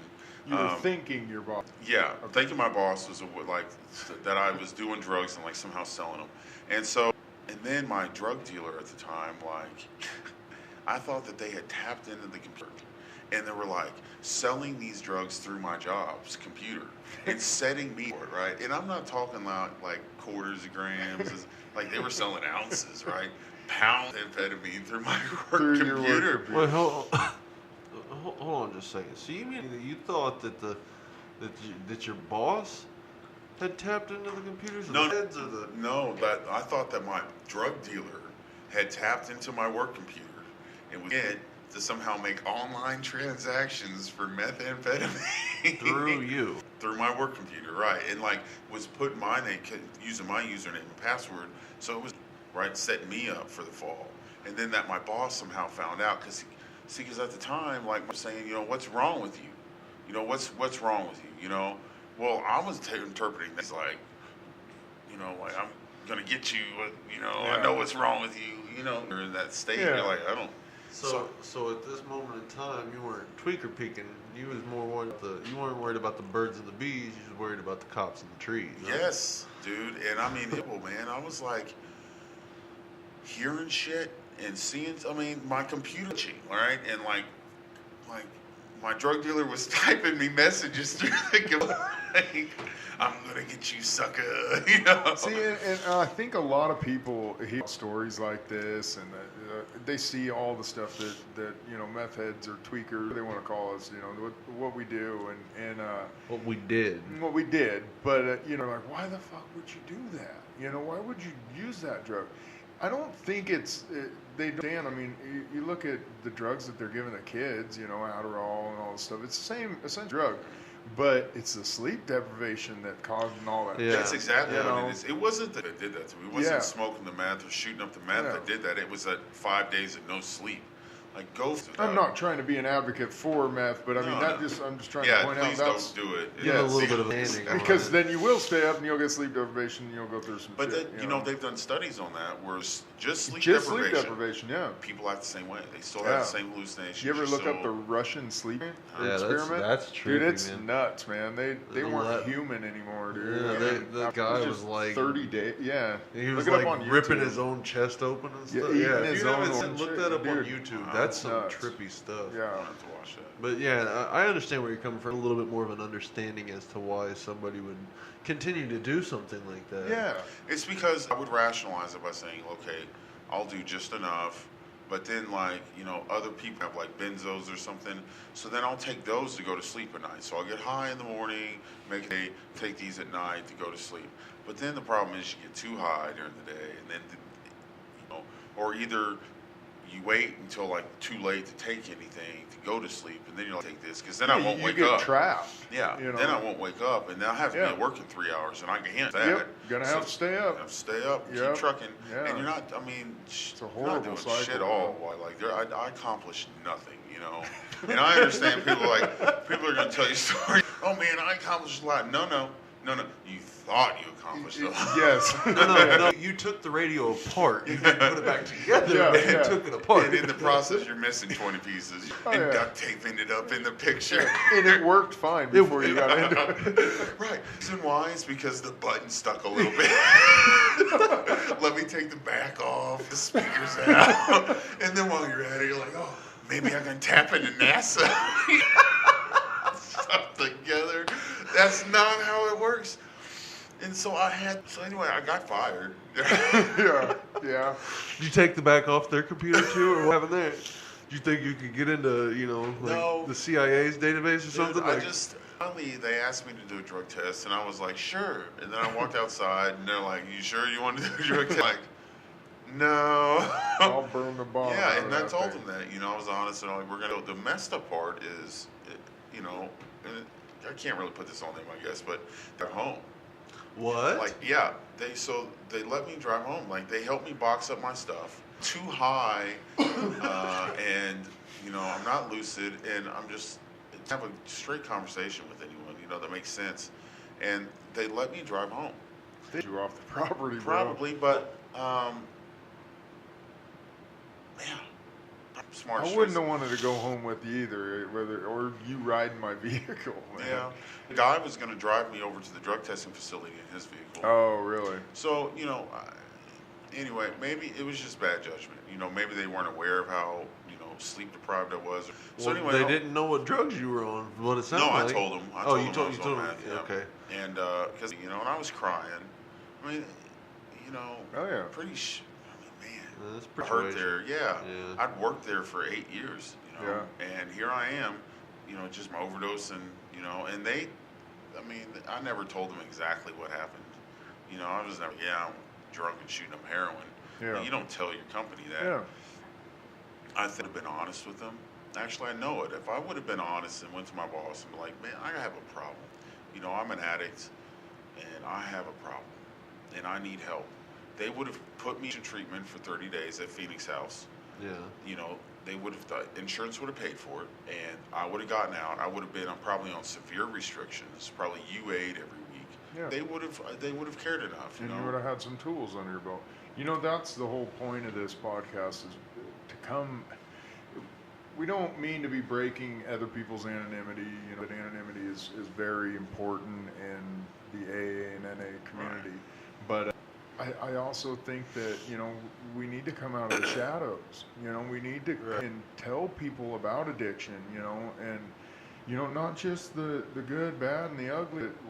Why we were using, why we were doing it. You know, and I mean, a lot of people will understand if you tell them. You know, but it's hard when you're addicted. You don't want to tell no one. Well, you know, something that I've noticed that I'm a pretty open book. You know. But were you in your addiction? Well, no, and that's what I was getting ready to say. You know, anybody that knows me or that has me, you know, if you were getting high with me, I was a pretty open book, but to an extent, you know, I didn't exactly share everything, but anybody that knows me now, you know, I'm more than apt to talk about it. You know, like I actually thrive talking about it. I am thinking about it because it reminds me of where it came from, but you know, it also does what we're trying to do with this podcast. You know, we're trying to change the stigma on addiction. Exactly. Is really what we're trying to do here, and you know, with just one-on-one conversation, you know, that's kind of why it's like I think that this is a great idea. You know, I think what we're doing here is a great idea. You know, one-on-one, well, one-on-two, two-on-one. Two-on-one. That's how I usually like it. It's all right. We know, but you know, we're having pretty personal conversations for, you know, people that are going to be listening to this, and they can kind of hear it. You know, they can maybe hear the sincerity in your voice. You know, and maybe if they're not driving or something like that, you know, see the sincerity in your and so, you know, having those one-on-one conversations with people that aren't on the podcast, you know, or on a movie or, you know, whatever form of outlet you think, but having those one-on-one conversations kind of helps change the stigma slowly but surely. You know, but it's moving too slowly. I mean, that's my opinion. Like, you know, man. Yeah, my opinion is what it is. Well, this I agree. We need to do something. Yeah. Now. Yes. Yeah. 91 people a day. Should have today. Yeah. And like you said, you know, there's anonymity plays a vital role in how Anonymous and NA works. I mean, it's how you get people to come to these groups. Traditions. Yes, and I agree, but there comes a point where it's like, come on, man, like, and there. When I first got, I didn't want anybody to know. I was devastated that my name was in the paper, even though I just moved here, and you know, nobody knew my name, you know. But Dustin Ciboci. Yeah, how do you even pronounce that? Ciboci. Yeah, Ciboci. Yeah, but Ciboci. But once I got in recovery and I started sitting around the tables and I started meeting the people and seeing. These guys are some of the best people I've ever met in my life. You know, they're all like me. They're all and they're good people. You know, and I was proud to be in recovery. I was like, you know, shouting it from the rooftops. You know, like, I'm in recovery. And I was telling everybody. Wasn't going as far as Kendraik. You know, telling the senators and congressmen. He's like, he's like a recovering heroin addict. You're like, whoa. Hey, like I'll let people know I'm an addict. I try to use some of the different words. Discretion, discretion. But that's gotten him great praise, and some of them guys, you know, some of those representatives I talked to, and maybe said something like that. At first, they're like, "Wow, this dude's actually opening up to me and telling me that." And then when he actually talks to him, they're like, "Okay, he's not loose, intelligent individual." Exactly, exactly. Yeah. You know, and that's what it takes to break this. Well, and that's, you know, like, and you've noticed this week, like, there's some areas, communities, where they do this, you know, if you speak it, it's not. Yeah. It doesn't exist. Yeah. Kind of like, you know, Lord Voldemort or something like that. He who shall not be named. Yeah, who shall not be named. Yeah. That's what we do with addiction. Like, if I don't talk about it, then it doesn't exist. Yep. And it's like, no. It's here, whether you want it to be or not. So what do? You know, and that's what we do. You put a face on it with people in the community, and it's like when we talked to one of the staters, and he was talking to us, and he was like, you know, I couldn't talk about it. I've never been addicted or anything. So then he told us a story about his brother. Yeah. And right there, I'm like, that's you. Yeah.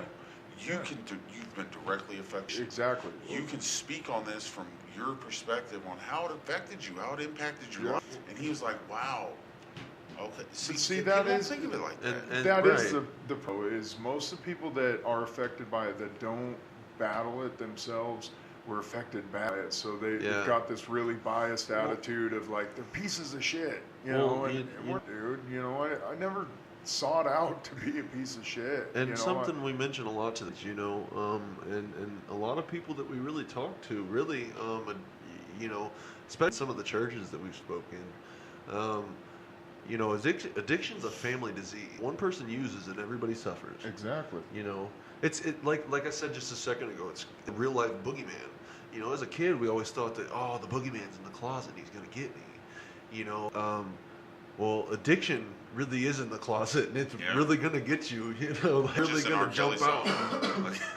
Well, and that's the thing. I mean, drugs have a way of tricking you into thinking that they're actually making you better. That is something that I told myself all the time. I need these. They make me better. They make me a better worker at work. You know, I mean, and it's a flat out lie, but I believed every word of it, man.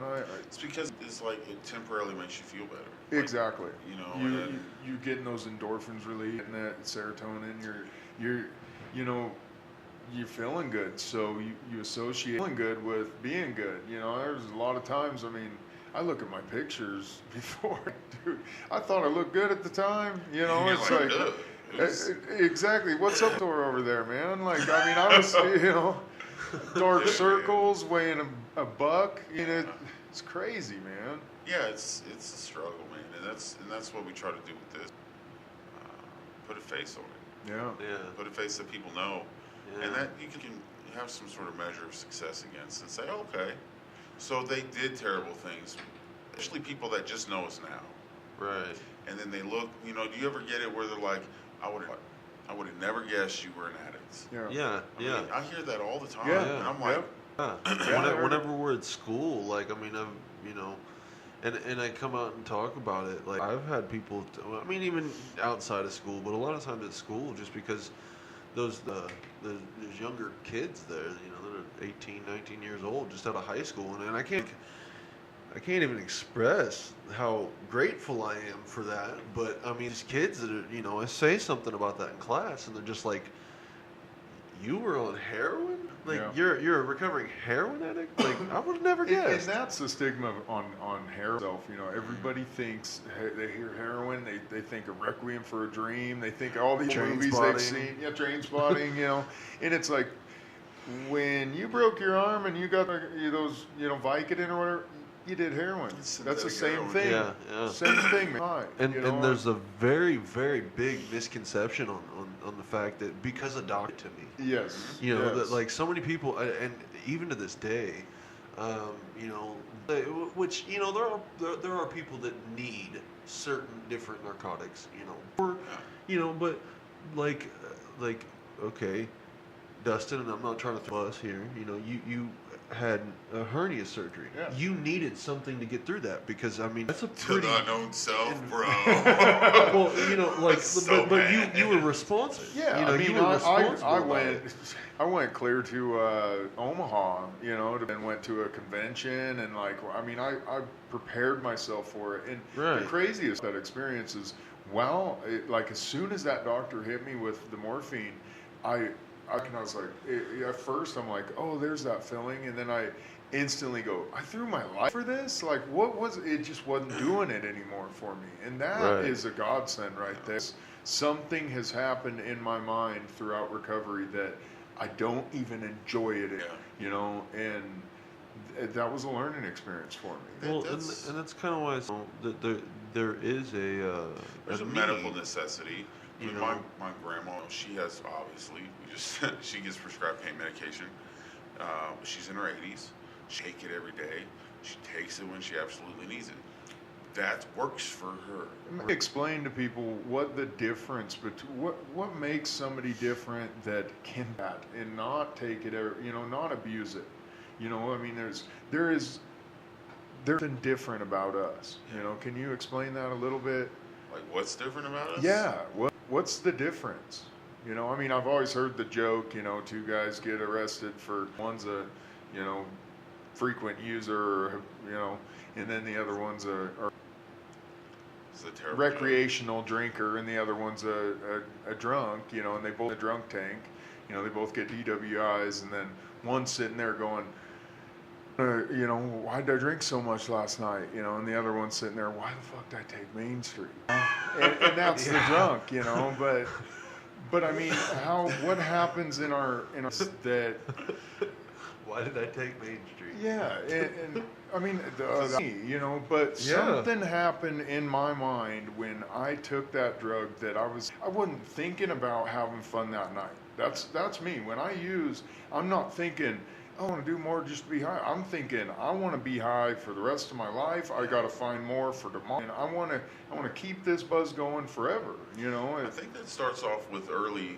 A lot of us started off, I mean, not everybody, a lot of us started off as teenagers, though, as young adolescents, but we still hadn't developed, you know, and there's a physical change to your neuropathic brain when you start using drugs.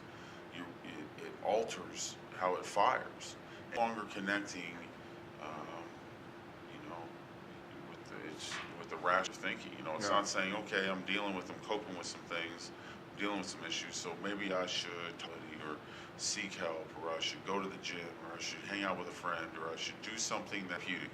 It's I should use, I should get high, and you know, these harder drugs like opiates, you get a physical dependency on it, and then you're just trapped. And at that point, you don't. I mean, I know there was times when I was shooting up that, I mean, it didn't matter. Like I would be like, God, I just want to stop, but I can't. Yeah.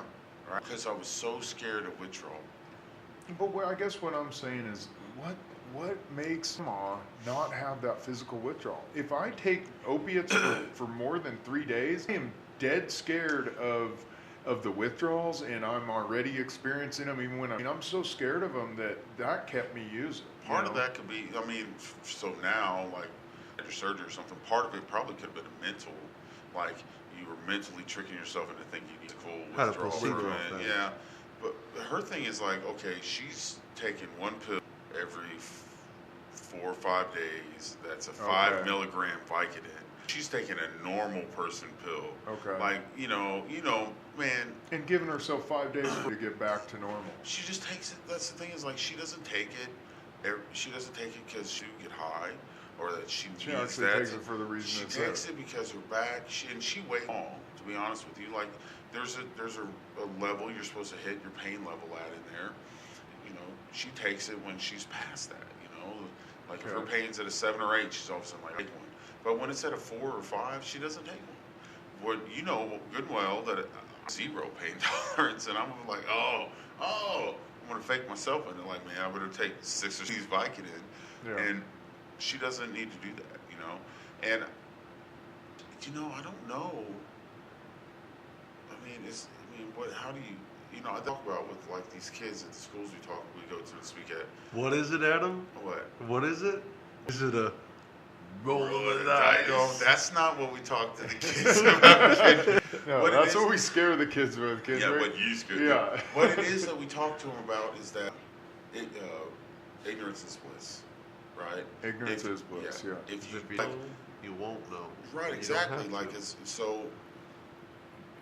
We were probably already had an addictive mindset, you know, addictive behaviors in place. It was hereditary or whatever it was, but there was some sort of defect. We just weren't aware of it until we did something that created compulsion, an obsession and a compulsion. You know, I'd like to point out, you know, that cigarettes you know, it causes somewhat of a physical dependency because you get headaches.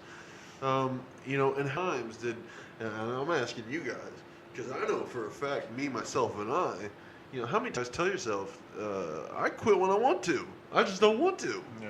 You know? And I did quit, so. Well, hey, props to you. Are you talking about on drugs or on cigarettes? Cigarettes, okay. Well, no. I'm saying, like, just period. In general? Just in general. If you told yourself, like, in your past, whenever you were getting high, in the beginning, you know, I want to. I just don't want to. But then at a point, at a certain point, like, you know, in your when you're active in your addiction, is obviously you're playing that. I quit. It's usually when you're younger, right, in my early 20s. Yeah. When I got to the point where I was physically dependent on opiates, you know, like where I was every 12 hours I was having to get something, or I was going. You're like, well, that didn't work. But then So you can't deny it anymore, you know. Not to yourself, but you can deny it to everyone else. You know, Like, I'm not sick. I just have a metallic taste you're on trying to me. hide it, you know. I'm not sick. I'm just, I have the flu. Right. Even at that point, man, I hadn't gotten, it wasn't the meth is what, I started stealing, selling dope, and that's what getting into that. When I kind of isolated myself, I'd get my score. Now I wouldn't pay the light bill or the insurance, or I would rob Peter to pay Paul just so I can. But I did a little bit more of that. I will do some now and do some later. But, and that's not to say one's worse than the other. But yeah, I don't know. I don't even know where I was going with that. But there is a difference between us. There is something. I mean, the big book says that phenomenon of cravings. As soon as you get that drug, alcohol, or drink, or whatever in your body, it's a phenomenon of cravings. I'm craving it. I got it. There was a part in the AA big book. I'm not that good at it yet, but he was talking about it, and it was talking about that question, like, why am I an addict? Why am I an alcoholic? Why do I keep doing this? And his response to that was, I cannot answer that question. Well, then dude, I mean, I can tell you what I did to find recovery. Right. I can tell you to stay clean, and I can tell you that even then, it doesn't. You always have close calls. Not always, but you can have close calls if you get in certain aspects of your life. Some people, they do falter, and that's. I mean, I'm not saying that's okay. Well, truthfully, I think that's a better. Like the story of how you got clean. That's an interesting story. Yeah. I actually have a real quick question for you.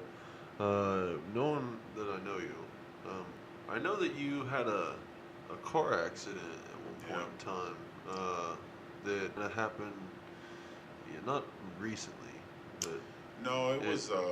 But more recently than the one you've already spoke on. Yeah, I've had a lot of car accidents. Yeah.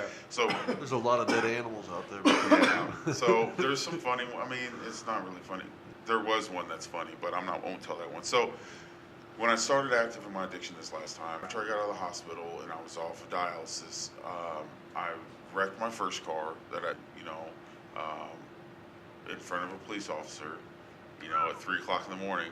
He gave me a ride to the jail where I was going, to help pick a buddy up. I was bonding him out. Give me a ride. Wrecked my car, totaled it, hop in the back. We'll take you to the jail. So I got out of that one. I wrecked 2 more cars after that, totaled, air blown up, totaled. And so I'm still let's just keep. And so I started driving this dealer around, this drug dealer. And that was kind of my job, that's how I supported my habit. Yeah. And we'd gone up and to Moberly, and she was going to let me use her car, and I was going to take it back to Columbia. Now, she wasn't supposed to ride back with me. I was supposed to go back, but she had left a bunch of her stuff in this guy's vehicle that had dropped us. And, in the dope game, she's scared it's going to get stolen, which she should have been, So I want to ride back with you. Okay, so we go driving back to Columbia. I remember leaving her house, and I'm waking up a week and a half later, or a week later in the hospital. And that's remember. Now I know from the police reports and everything, what occurred was that I was getting onto 63 highway, going southbound, and I must have fallen asleep, and I pulled out into oncoming traffic. And there was coming at 75 miles an hour, like a Ford F-250 diesel, like the big, extended cab truck. And he T-boned me. He broadside at 75 miles an hour, and we were in this little Saturn coupe, 9-year-old. I think it might have had an airbag. Anyway, that's demolished the vehicle. The entire driver's side was collapsed into the passenger side, and I had my seatbelt on, and my passenger didn't, and so I had a lot of physical damage. it crushed my pelvis. I broke my pelvis places. Wow. It obliterated my left arm, like bone, the size of bone, you know, about the size of a golf ball. It just completely came out of my arm, and so now my arm bent up here in the humor, you know, with the humerus, like it was bent in between my elbow. It just shattered it, Wow. and I broke all my ribs, and they punctured my lung on the left side, and I had to get a chest tube put in so I can breathe again. It's called a pneumothorax. I also, when my pelvis shattered, it sheared off my urethra, well, urinate out of. And so I couldn't urinate. And they had a tube through my stomach into my bladder to relieve, you know, because if you can't, that's, you know, it's bad. So they had to do that. But anyway, I woke up and, you know, I'm in all this pain and I don't know what's going on. I can't move. And the first thing, like somebody tells me, is that my passenger died. Like that's the first thing I can remember right now. I'm sure that wasn't the first thing. I heard a lot of other things, but the first thing I can actually remember is that I was told, and you know, like looking back, it's really shameful. I'm really ashamed of it. But my first thought was not, oh my God, I just killed someone, right? Like, what about her family? How could this have happened? First thought was, I'm going to face murder charges. Like they are going to charge me with murder. That was your first thought was, and that's the selfishness of the disease, right? Yeah. Like that. My first thought was not that I could have, you know, at the time I'm thinking I murdered, because I did. You know, I was high. My thought wasn't like, what about the driver of the other vehicle? It was, what is going to happen to me? Yeah. And you know, it really is painful to think back and like be like, man, like, and you have to own that. I have to own that. You guys don't. I have to own that. That was my thought. It didn't turn out to be true, but she still wasn't good. She was in a coma for a couple of months. Since she didn't have her Ciboci, suffered a lot of head trauma. Wow. And they had to like remove part of her skull to relieve the pressure. Wow. They had to do surgery on her, like a lot of surgery. As a matter of fact, she's back in the hospital. She had to have another surgery. You know, I hear from Facebook every once in a while. But you know, I struggled a lot physically through that at that time. Now I struggle. I struggle emotionally with this guilt. You know, Yeah. and I know it's something that we talk about. You need to get past these things, right? How do you got to forgive yourself And make amends. right? You know, I made my amends to her, but I struggle still to get past the guilt. Right, because I'm walking now. I'll tell you all about that. I had to have a lot of surgery done. I had to learn. They put 3 rods in my pelvis, and I have metal for my neck, because that's the only way they could repair my arms. My collarbone, I just shattered it too. So that's all metal. But my ribs have healed. I learned to walk again, and I struggled through a lot emotionally and physically with that recovery. But the guilt of hurting her like that, still fighting through this. Wow. Right? And she, it's not like she had some job and like I took that away from her. What I took away from her was right? The option of changing from selling drugs to work. Yeah. She lost that option. She's on state aid now because it's dead. So, I still struggle with that. One of the things I struggled a lot, like through that car wreck, was that I felt that I had to, get better to get back to my daughter. So things. But it was I guess it was very low for me, right? I was stuck. I got moved into after I got out of the hospital after a month, I got moved up because I was in a wheelchair. I couldn't take care of myself. The house in Columbia, this funny thing about bathroom doors is they're not wide enough. They're not normal width. You never think about it, but like my wheelchair won't fit. Just normal wheelchairs or a normal bathroom door. So I had to come up here. So Mom, since she was a retired nurse, could take care of me, and my house was wheelchair accessible. So here I lived in a house with two retired women, for 8 months, right after the car. And, for the first 2 months of it, I had through my stomach and through my penis to help me, because the urethra was sheared, they hadn't fixed it yet. And I was in a wheelchair. I was doing physical therapy at home.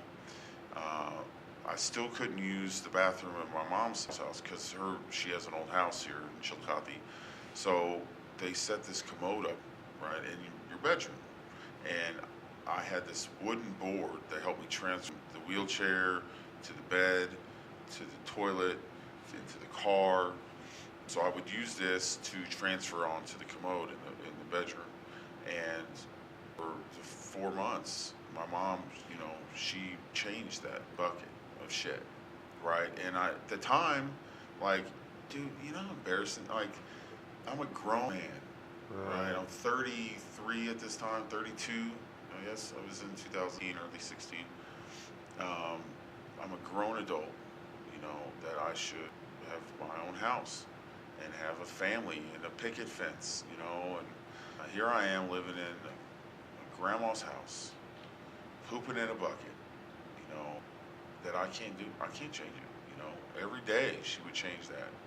I don't know if I don't know if I told you guys the story, but the first week I moved back here, it was right around Christmas, right after Christmas. And I was trying to sleep in the bed.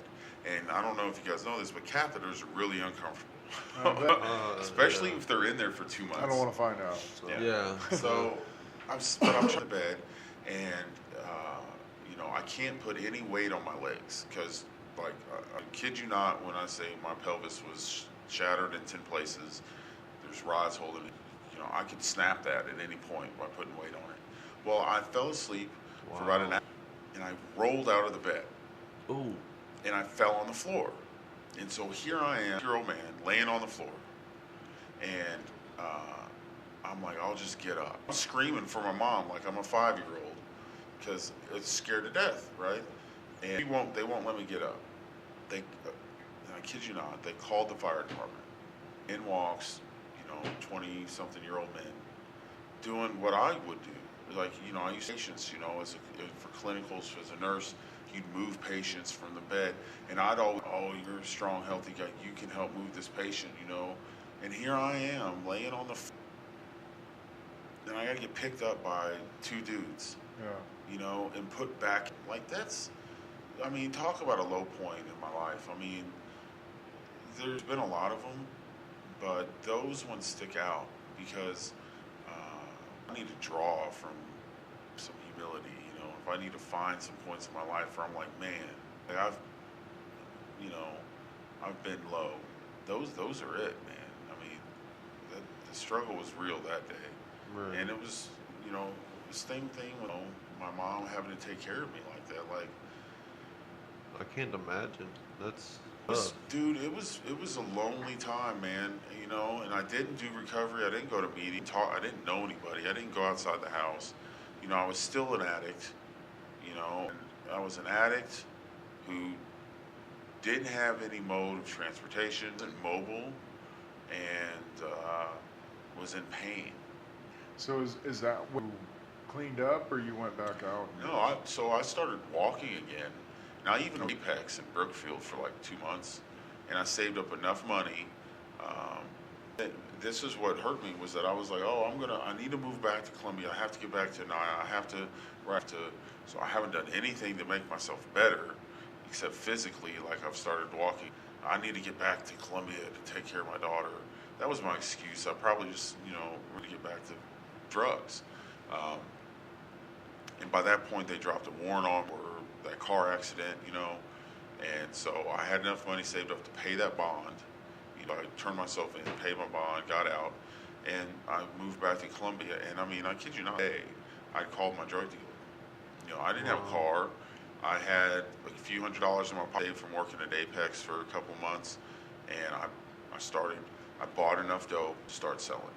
Well, and I think that just kind of goes to show, you know, addiction more than a physical dependency. Oh, dude. You know, it's way more than just a physical dependency, because at a moment in time you were probably, and I'm just going to take a random guess and say that you were probably clean. Yeah. I mean, yeah, I was. You know, so 7 or 8 months clean off of all drugs. Right. You know. See, I think that's the hard part for people to get is what would cause somebody to go through that and be at that point in their life and not, how is that not rock bottom for that guy? Right. You know what I mean? And it was, Yeah. you know, I mean, it baffles me that somehow, here's our thought process, or mine, while you're active in your addiction, is that I can fix my problems with drugs. So, right, like, okay, I almost killed somebody, I almost killed myself, you know, I got a felony charge against me for it, but here, let me move back to Columbia and start selling dope so I can get my daughter back. right. Like, does that make sense? Like, sitting here today, that's a stupid ass plan. Right. Yeah. It's a terrible plan. If a dude came in with that business plan, you'd be like, bruh. Like, wait, hold on. Is that one of those business plans you came up on cocaine? Am I getting punked? Yeah. But at the time, it made so much sense. Yeah. And so then you start doing it, you're like, and something bad happens. Well, I'll just sell more drugs, or I'll do more drugs, but it revolved around drugs. And it's because, we're selfish. Well, like, it's I didn't care. Kind of an obsession. Like, it is an obsession. There's no kind of about it. It's an obsession. You know, it revolves around drugs. You think about drugs. You want drugs. You know, your body might not need the drugs at the time. You know, you might not physically need drugs, but your brain thinks you do. You know, it's an obsession. And then, you know, there's a compulsion there as well. So, I mean, really, like... Yeah, you obsess about it, then you start obsessive, right. Then you start having drug-seeking behavior. Right. I mean, it's all in the while you don't know any of those signs. I mean, there's so many people out there that look at these meetings and they're like, oh, you got to go share feelings. Oh, you guys, I mean, the hold hands part at the end, I don't yeah, it's a care little for creepy. Right. I like sometimes. Dude, people don't hug anymore, man. It's, you know, we do. And that's a little awkward at first. It is at like, first. You know, at first I was like, what is this cult? Exactly. Yeah. Did you know that in the very front of the NA book, it says this is a cult. It says something about it being a cult. Well, because it's not a bad cult. Cults have this bad rap. Yeah. Okay. All right. Cults have a bad rap. I've never seen that part, but now you're gonna look it up. I'll show it to you. I mean, I'll show it to you. I'm not joking about that. Like, it really says something about it being an occult.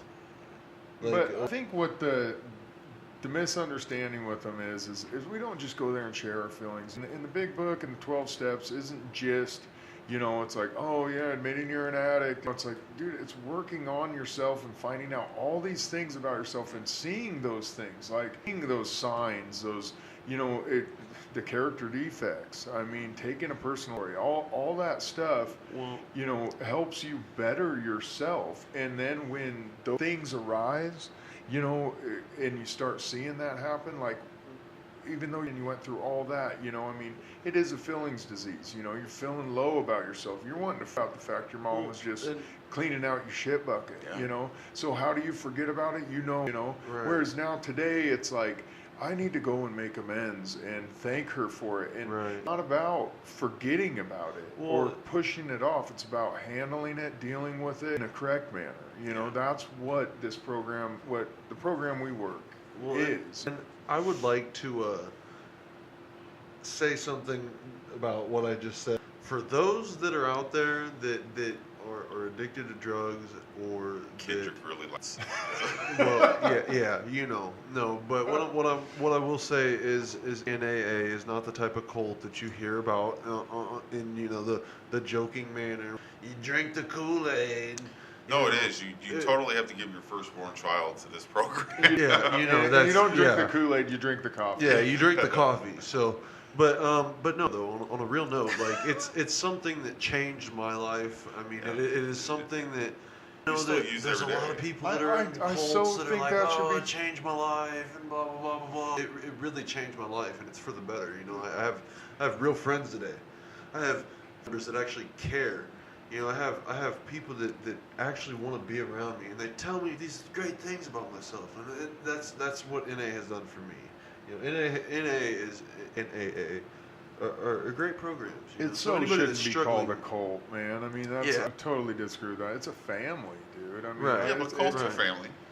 Well, it's a cult picture. But so you think we should start the first NA cult where we lock people there you go. in We there? should sacrifice. There we go. Wait a minute, that's called a treatment center. Shit. oh God. And they're slipping this under the radar.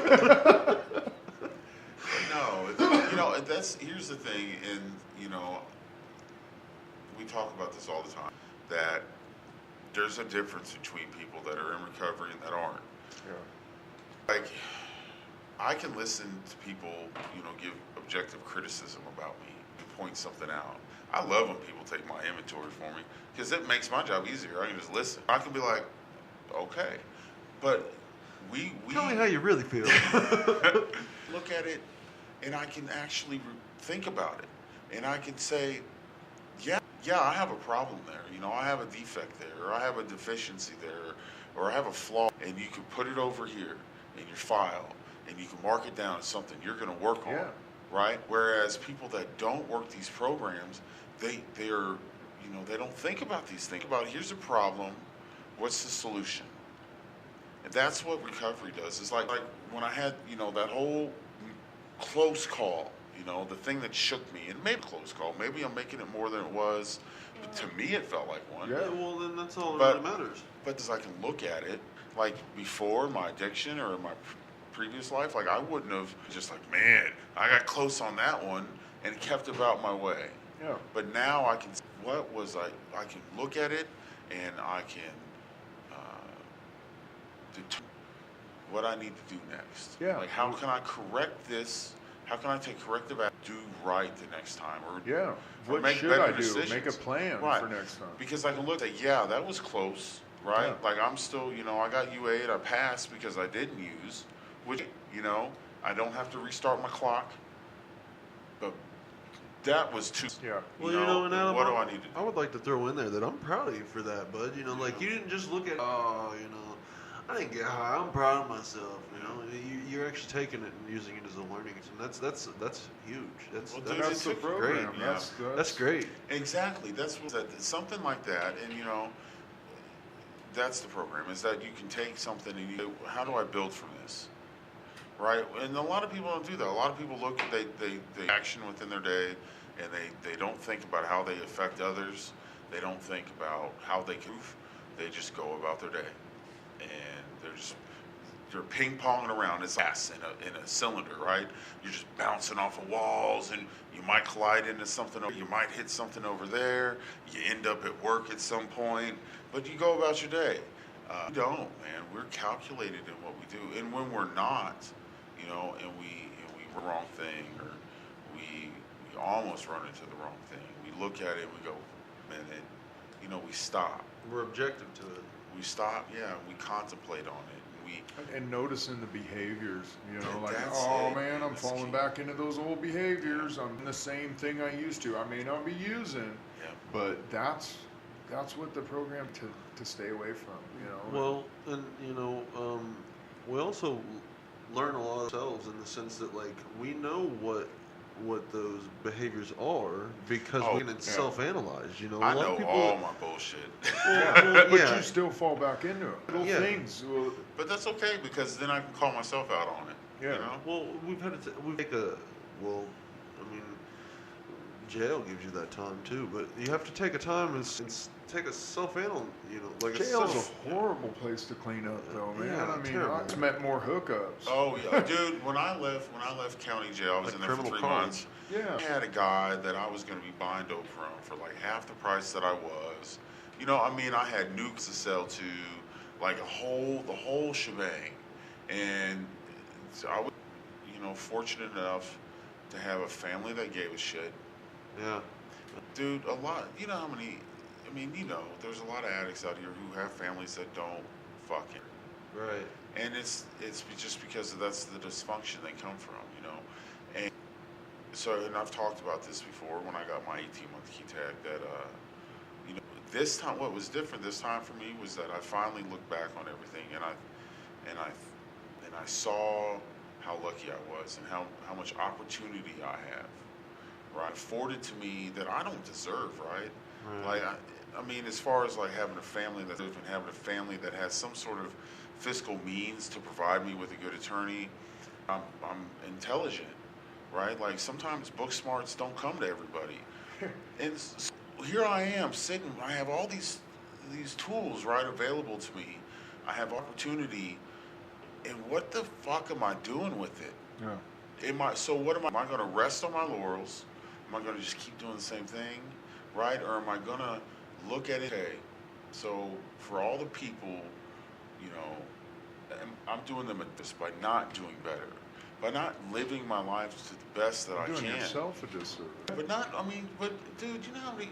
All right, I know I quote this movie a lot, but Good Will Hunting, that's my jam. But there's a part where Matt Damon, he's this intelligent mathematician, and he's messing up. He's got all these cases against him, and afraid, right? He's afraid of being this great thing, and so he wants to just tear down a bricklayer with his buddy and drink beers, and their families grow up next to each other and play in the yard.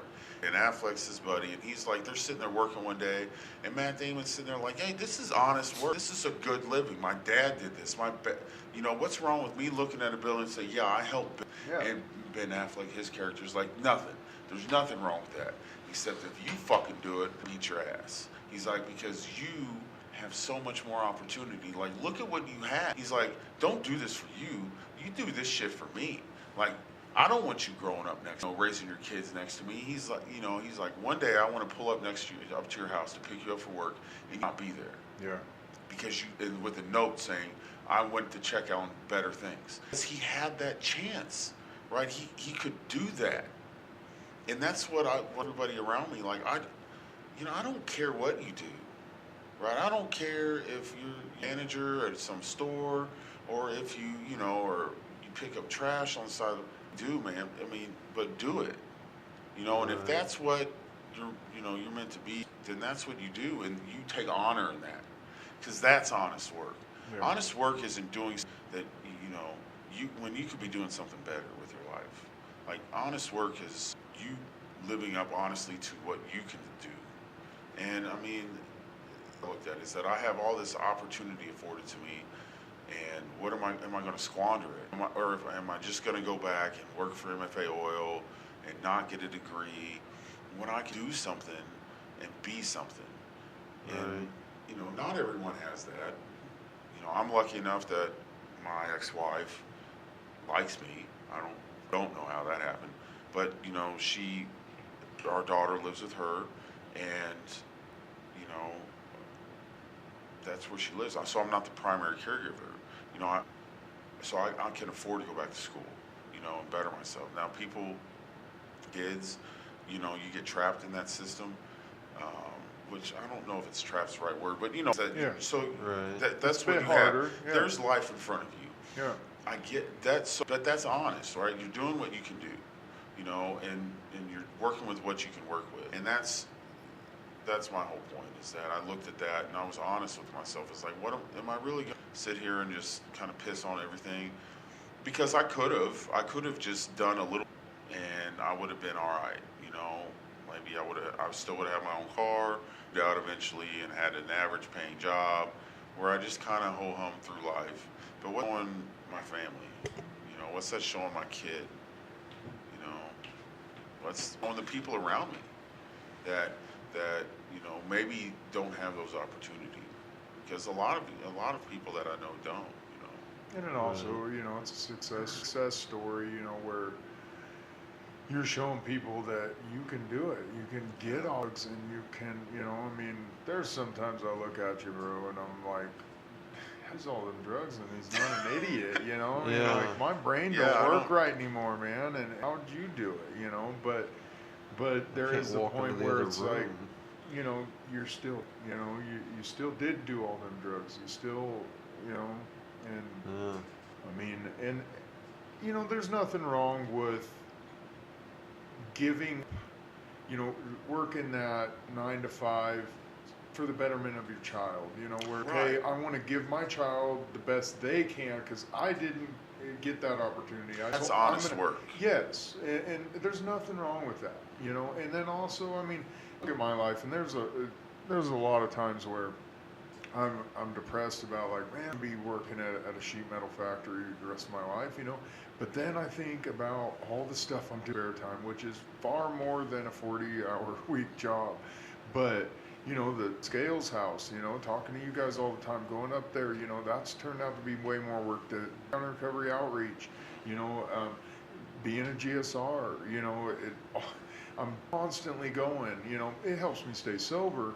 But that's my life goal. That's my legacy. That's, it doesn't have to be my job. Right. That work. I'm not saying that's, when I talk about these things, like, people get this misconception they have to be like college educated on this. I care less.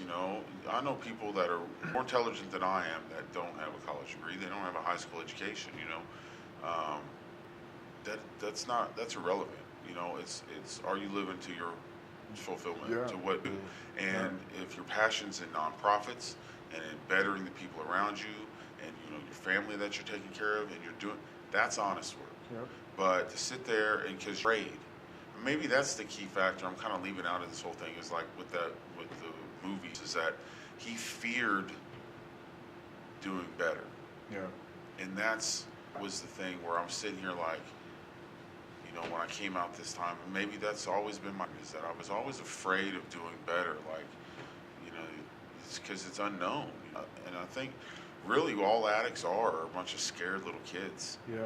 Right? I'm scared of what life's going to bring at us, and how are we going to deal with it, and how are we going to succeed, when a lot of us are special people. The older I get, the more I realize that we're all kids. You remember when you thought that there were real adults? And it's like, when I become an adult, I'm an adult. And I'm don't exist, man. We're still sitting here like, he's an adult. No. But wait a second. We're in the grocery line one day, and then the gal goes, "Do you need anything else, sir? Or would you like paper and plastic, sir? Or what? Damn it, I'm a sir now." Like, we sound smart. You should hear the tape left on the floor. Right? We're making like penis jokes before we started really recording. Like, we're kids. We just don't. But we're trying to be, more grown up. We're trying to. We're trying to be responsible. That's all we can do, man. That's all anybody can do. Responsible. I know. This is personally for me. I know whenever I was using and getting high, like, I remember I would wake up and literally the biggest worry that I had in the day was, where am I going to get my drugs from? How much am I going to spend on it? And how high am I actually going to get? And how long am I going to make them last? Now, so much more than that. There's responsibility's a bitch, but it's so worth it. It's really honestly worth it, because I get to live a life that actually go to bed at night and feel fulfilled. And I don't know how you guys feel about it, but I feel fulfilled. I'm doing everything that I possibly can, but I'm sure it's helped trying. The thing that helps me the most is helping people, dude. It gives me an endorphin release like no other. Well, service work, man, is it. That's easy, and this, for me, that's what I use. Right. So, I've been asked, why get involved in so much shit? Why do you're now you're doing a podcast. Oh, now you're doing this. Dude, I'm treating life like a dartboard. I'm throwing darts until I hit a bullseye, and when I hit a bullseye, doubling down on that shit. Oh, yeah. And who knows with this, dude? This could become, you don't know, like a national thing, where people are pulling us up on their iPhones or on their Androids and listening to it on a daily basis. Share this shit across the country, right? Like it could just be a community thing. Yeah. That's on our Facebook page, and that we have a couple of hundred YouTube followers. Yeah. This is so cliche, but hit that thumbs up button. If you're seeing this on somebody else's book, join us, Lynn County Recovery Outreach, at our Facebook page. Yeah. Name Lynn County Recovery. Yeah, it's pretty simple. You just put in Lynn County Recovery Outreach. Some changed it, a web tag, so to make it easier to do. Yeah. That's okay. Yeah, man. So, why don't you name some of the stuff Lynn County Recovery Outreach is doing right now? Nothing. No. We are doing this podcast, right? We just started this. You're our first interview. I don't even know if this will be you're the the one. lab rat. That's right. We could not even post this. So we could just do another one. Oh no, it's posted. Okay. Dang, man. So we've been going on now for 3 hours. Yeah, Oh, I know. wow. I just checked the phone. like literally. And we'll the end to tell everyone, which nobody's going to be. The ones that 2 hours hung and in, 49. thank you. Yeah, yes. All one of you. People are like, edit. Skip to the Sky Tower. I don't even know. Damn it. Okay, podcast, right? First one. We're having a swimming party, right? And then we just had a bowling event where we had a community bowling thing. Which went great. Sober fun, that stuff we do off to the side, just so people realize like you can't have over. But like, what else is the stuff that we're doing for the community? So with schools, we just went and we spoke at the Chillicothe Alternative School today. We mentored every 2 weeks. That's been going on since this fall, since the school year, awesome. 2017. So we do that, and then we spoke at that this year. This year has been hectic. Like we spoke at Hale, Callio, New Cambria, Lynn County. Where else did we speak at? Did we speak at... I don't know. I know there's more than that. So I think we've spoken to like schools, just and that's not including the Chillicothe Alternative. Yeah. We're doing a scavenger hunt, like a recovery scavenger hunt. We did the foster family Christmas party. Yes, for the tell Lake them County, about that. Which we will again next year. Yeah. So I hope so. I really think that was a great idea. Yeah, one of our members had the idea to do something for the kids caught in the crossfire, and then at no fault of their own. Right, and no fault of their own. It was primarily our kids that are in foster. And so then we're like, okay. And at first we were just going to be like a potluck thing, and then we knew someone that did a foster family Christmas party in Macon. And so, we went and got ideas. Who, by the way, is worthwhile. Yeah. And yes, little shout out there. Just a little shout out there. You're worthwhile. So we did that. We got information, like notebooks full of it. Like my note phone is full of it. Like 3 pages on it. And so then we're like, well, if we're doing this, we raised money through the community. We did a raffle for Kendraik. How much money raised? I think we raised over $2,000. Wasn't it like $3,000? I don't know what you're counting in it. Well, and in all honesty, because we got like a lot of money for Lions Club. If anyone from there is listening, we got a lot of money from them. We got Lions Club. The Marceline Fire Department donated, like $300. Martin, Chillicothe, and Brookfield donated. Hy-Vee donated. Dollar General donated. Construction. Casey's donated. Bergman's Construction donated. I mean, the list goes on. A lot of individuals donated. Right. Yeah, the community really.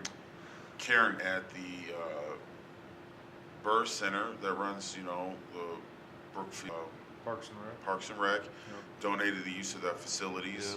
And she was a proponent she helped do the wrapping, and she got a bunch of toy gift donations. Dude, it's awesome, man. So everyone pulled together, and we had a Christmas party with whole thing You know, Santa Claus got sick at the last second, man. Yeah. I'm like the day before. I'm like, I Dude, need really? a Santa. Santa's backing out? What the Yeah, hell? he was in a hospital, bro. Yeah. And something that I would like out before you finish up the whole thing, you did a lot to help that out. Yes. You did a lot, Adam. And that was, like, at that moment, I was just like, man, Couldn't this have pulled dude's, it off without you. this Well, I dude's appreciate really that. doing the shit. Like, Yeah. and you know, a lot of us with the LCRO kind of piggyback on that, but man, if anybody should credit for that, I think it should be more so you. I mean, there was you did quite a bit too. You know, I don't want to downplay. Yeah. Downplay. Let's down me right This now. is his podcast. But no, I mean, I don't like I said, I don't Everybody want to did. Yes, yeah, Adam, we but couldn't have Adam pulled it really, off without you. really,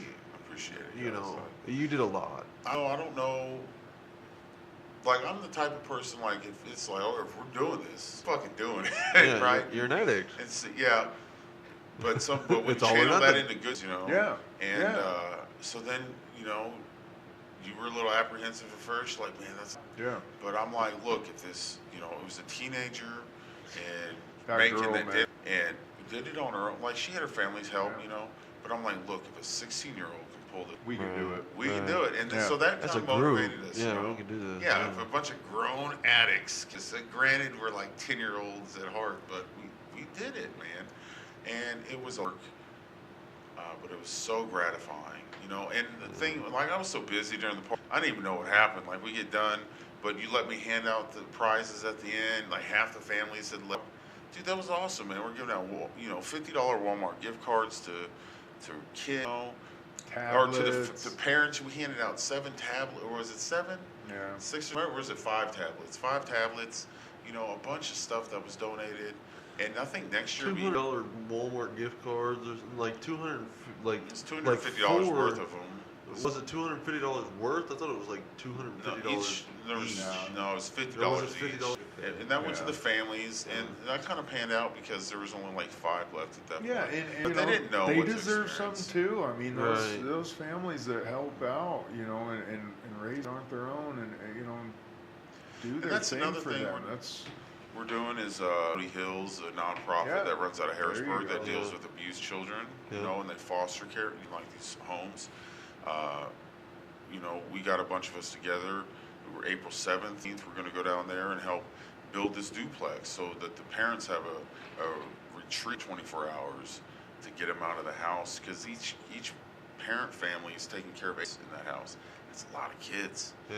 you know, and so just a group, you know, there's I think 6 or 7 at least from our organization, and we're going to help another organization.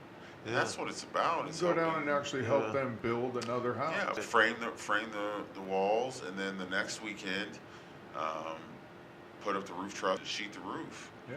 I mean, Yeah. and I don't know shit all about construction. Like, I mean, I know how to use power tools, but I don't know how about framing walls. You know, they need bodies. They need people to do Yeah. it. You mean to tell me that an engineer doesn't know how to frame a So wall? to be clear, like, it's petroleum engineering. I'm Hey. not framing that. Well, they make plastic out of petroleum, so Yeah, the hell's you that could- the wall? You know, you could figure it out. I got faith in you. Yeah, I plan on going down and helping with that as well. that'd be awesome, man. Did you sign up? I don't know. You got to sign up for days. Well, Yeah, well, no, you can just check mark that you'll be there for lunch their day. Where do I told sign you this up one, at? did. So it's on the link's online on our Facebook page, and I'll pin it to the top or something. Why if I don't you need send to. it to me? Okay. You can check that you'll just be there for. Yeah. So for April 7th, I checked that I'll be there for all day, and I'll be there for lunch. And then for April 14th, I just checked I'll be there for lunch. So then I didn't commit to any time to work. But eating. You committed to eating. That's when you said that comment. Yeah. And I was about racist, so I apologize. You for were, that. yes, yes. It was a low blow. Yeah, it was. But yeah, you can check on that. So, but Coyote Hill, you know, they're an awesome nonprofit out of Harrisburg that does that stuff. But that's what's great about this is, you know, we get to connect with other people that do. Yeah. I mean, we get our meetings, you know, we get so many addicts in a room. Finally had the break, didn't you? For that cigarette. Oh, I've been smoking He's been cigarettes. smoking the whole Has he time. really? Yeah. He's been whole making time. one the whole time. and Oh, I'm just look, like, Dustin's the no. only one that's like, no. I had one, or no, Did you? maybe one. You know, yeah, I That's had why to when you break lit the down. one, and I'm I was getting like- this smoke in my face the whole damn time. But I'm just tell just a them terrible about person. how they can help out and how they can donate. You donate by what, to Elsie Rowe? Yeah. Everybody. Okay. So you can donate by mailing a check to God's Garden Church, you know, at 122 North Monroe Street in Brookferry, 64628. Or if you run into one of us on the street, that happens occasionally, you can give money to us. We think where you could donate online. I don't think we have that anymore. That You might can have also just. go to our bank, The- You can go to our, fund- which is at what is our bank? First Missouri. Like, spouted off the whole address to God's Garden, and you don't remember what bank And we have? We'll try and put the in First the, Missouri, in and the account description. is under Lynn County Recovery Outreach. County Just Recovery tell them you'd Outreach. like to donate. I mean, Yeah, I we'd dropped the appreciate ball the on the help. donation Your, thing. your money goes towards, you know, all these things, you know, and we put it to use. It doesn't, none of it Yeah. gets wasted, Yeah. and it all gets votes, so nobody's got approval to just spend, you know. So I Right. mean, You know, if you want to take part, you know, we have a meeting every 2 weeks down at God's Garden. Please come. It's at 6 on Monday. We would And love join to us see on it. Facebook, and we post when we're going to have. And we're actually in the process of maybe posting our minutes, just in case you're someone that go and Yeah. you want to know what we're up to. So right, yeah, and I think that's, you know, And- I like that idea. Something else, we might be able to put the link in the description to the Facebook, so okay, cool, you know. cool. But yeah, Where are we now? pointing down because the description will be Oh. below the video. Oh, okay. So Down. down. Yeah, The link. that's your job. Put the Yeah. link. Yeah. Got to get it popping. You know. All right, so I think we're coming up on time. It's good Yeah. because my ass is leave If right my now. ass is Is killing it? me to these chairs. How I want are to we thank playing God's this Garden off? Church for letting us borrow these chairs, but we need some padded ones. Yeah, next time let us borrow some padded. We need to just get our own. Oh, okay. You know, I want the table taller. You know, I mean, we'll work on all that stuff. Yeah. To be clear, they're doing this after they've interviewed me. I just want to make sure Yeah. that's. Well, Yeah. you know, and something that I think it'd be cool to check back in with you in Yeah. like 6 months, a year, or something like that. You know, I mean, maybe not that long. Yeah, Maybe, I'll be you know. completely bummed because all the stress from all of this, like, Oh, hey, checked out the meetings there yet? no, I have not. Okay, that's something you need to do. Yeah. ASAP, Okay. ASAP Rocky, Yeah. ASAP. You know. I need to get that app on my phone Okay. so I can find her. All right. But yeah, man. I think that's important. So, Well, I want to thank you for coming out, man. Yeah, Thanks, thank you. guys. Yeah, thank you. fist bump. Fist me, bro. You had to say it. Didn't you? All right. Well, thank you guys for watching. Yes. Yeah. You know, we will try to post one of these. It depends on how it goes. You know, we might try and post one once a month. We might try and post one once a week. We don't know. But keep in tune. You know, we'll see where it goes. Thank you. Thanks for. Thank you, guys.